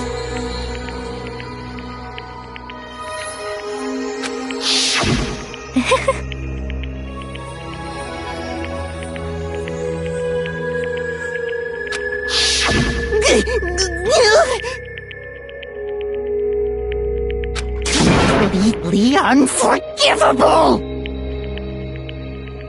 Most unfortunate. Hmm? Actually...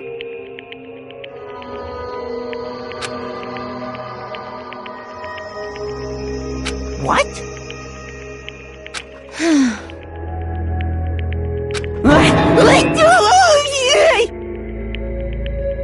Indeed.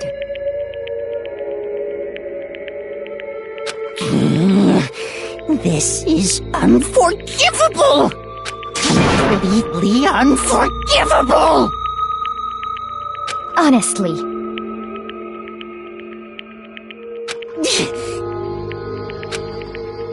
I swear I will save her! Actually...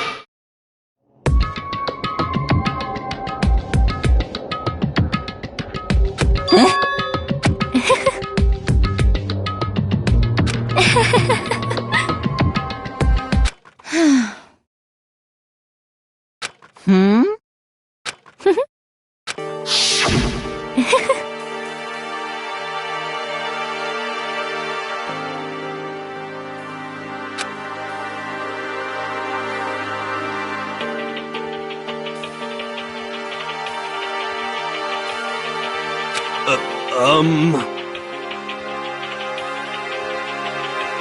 I see.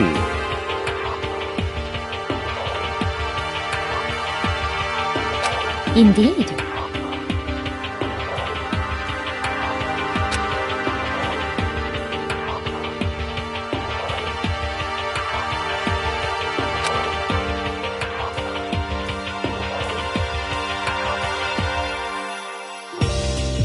But...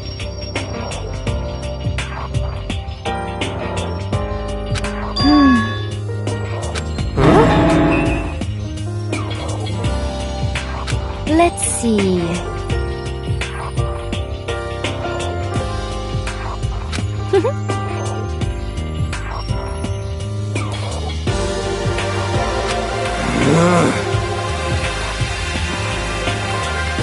Well,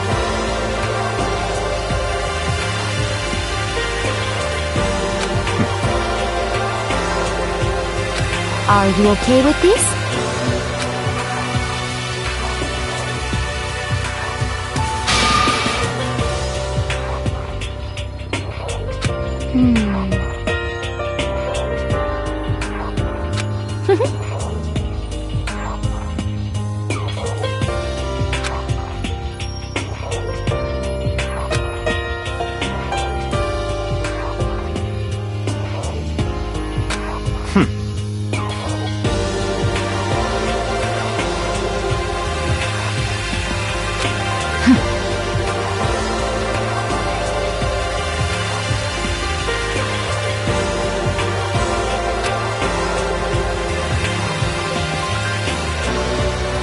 So in the end...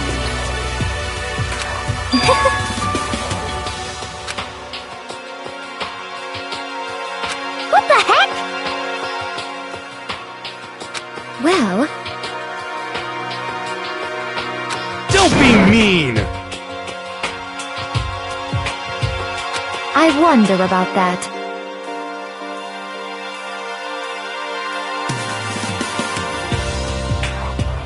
Why? What the heck?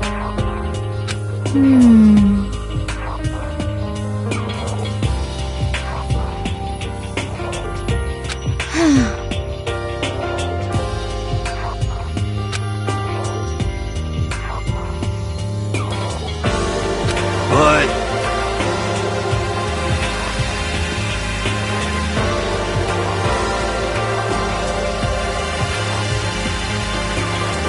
You little bitch!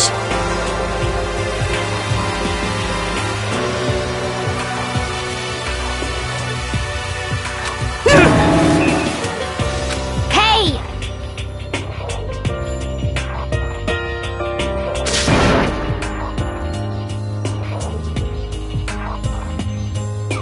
You little bitch!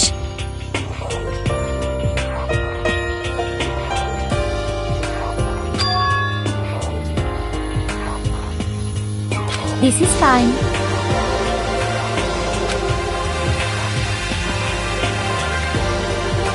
Honestly.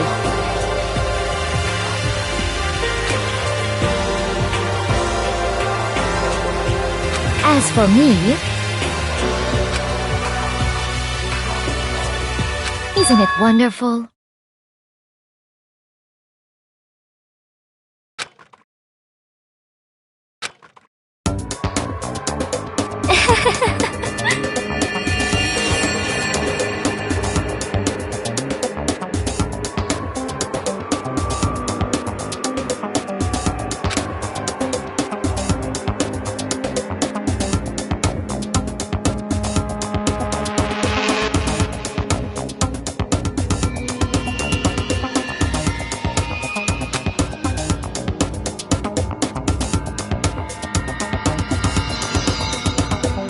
This is fine.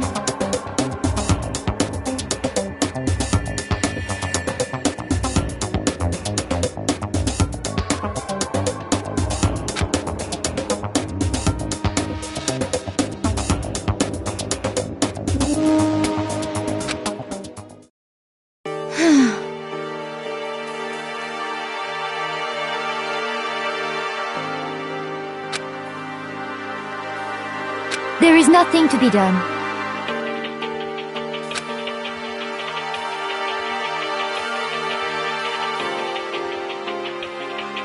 Just the worst.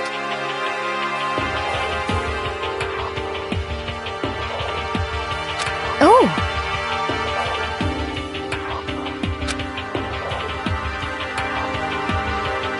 Do you understand? What is this?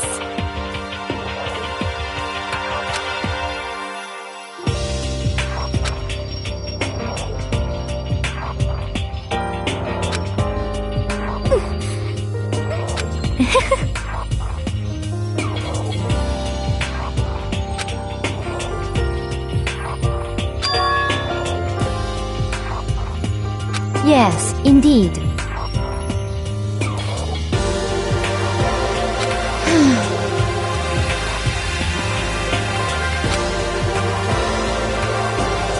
Isn't it wonderful?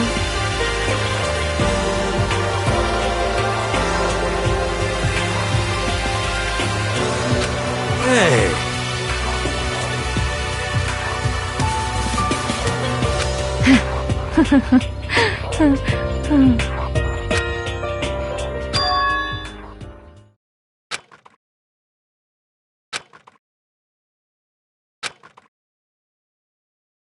Thrills, chills, kills! Now then, I've prepared a very special punishment! Let's give it everything we we've got? It's punishment time! I guess I'll let Kyoko hold on to this. What? Will it really give you the hope you're looking for? I can't say I ever saw it that way. Which is why... Actually, it's not important. Well then, take care, everyone. Perhaps we'll meet again, in another life.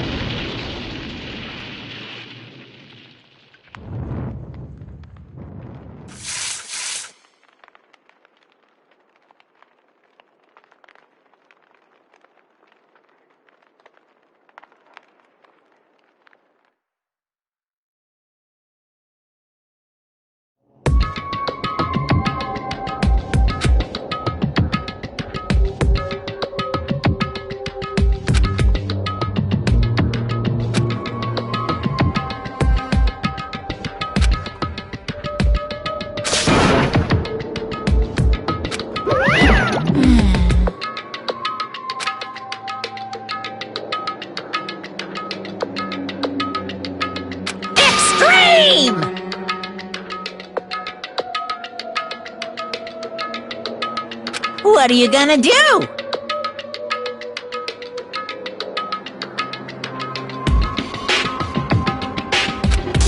Let me out of here!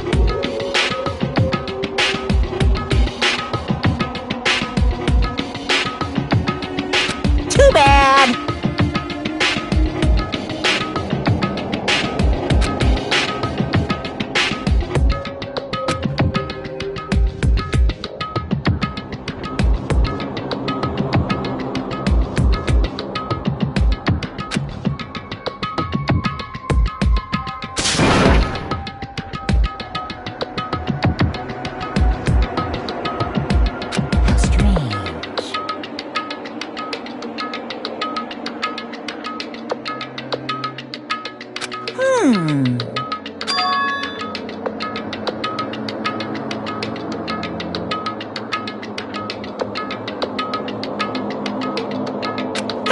Hey! What?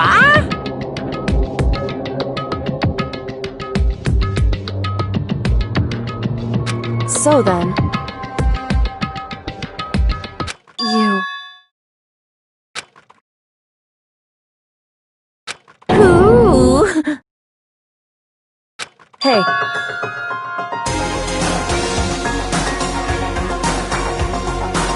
Ooh! How exciting!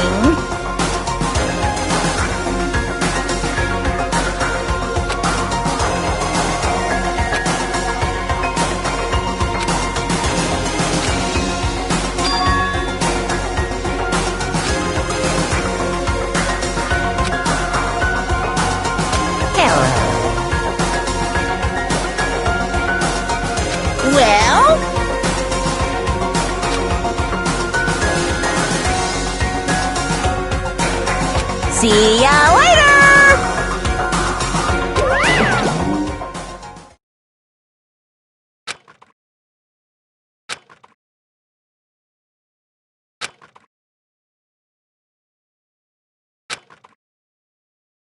So...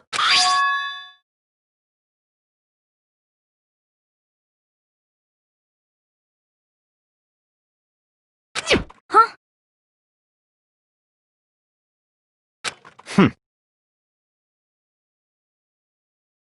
Hey,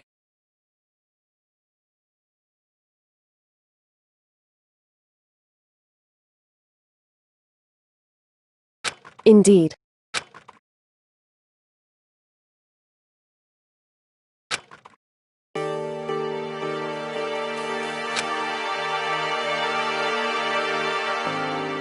Hey,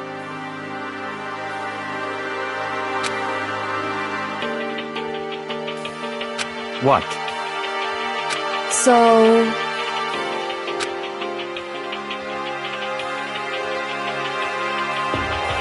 Come on.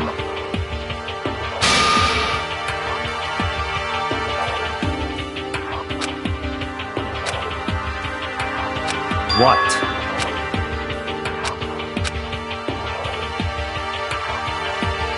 Goodbye. well then. Yo!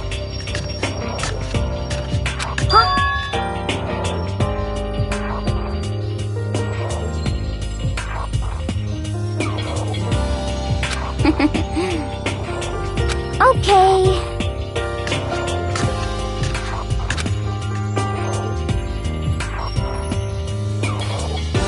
Shall we go? So then...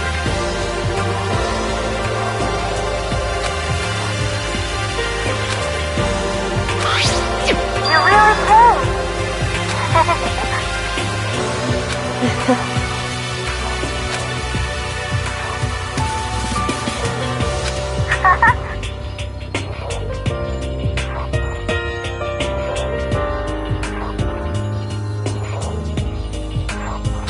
So,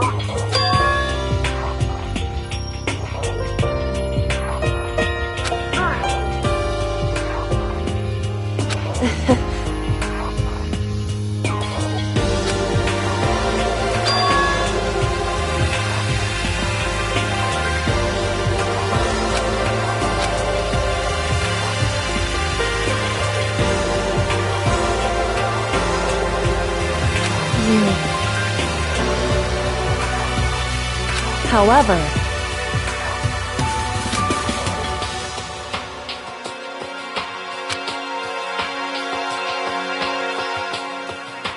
What?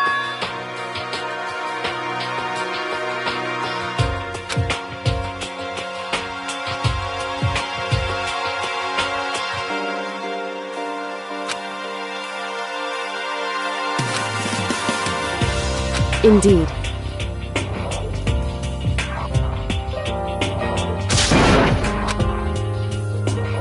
What?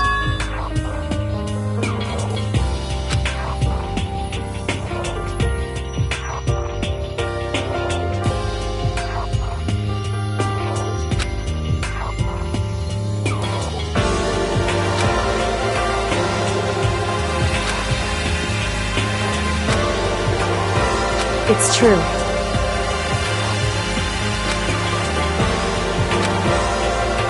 That's fine.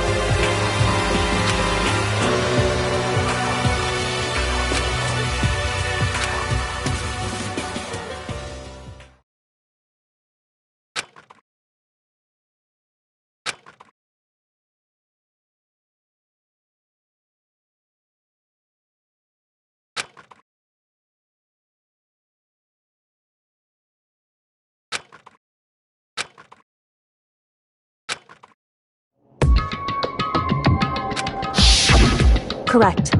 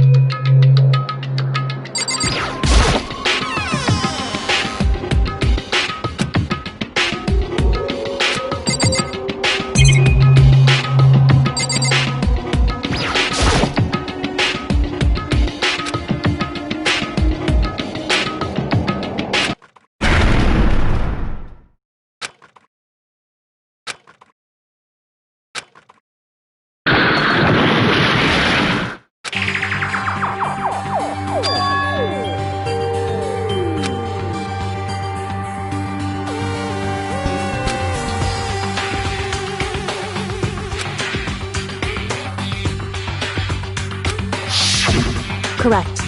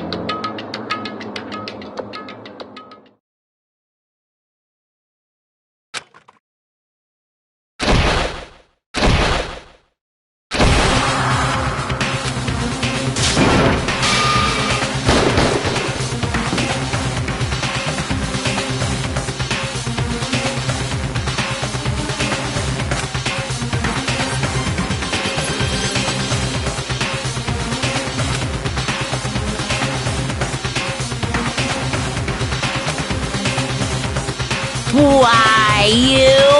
What do you think you're doing? I asked you a question. What's the meaning of this? How dare you defy me?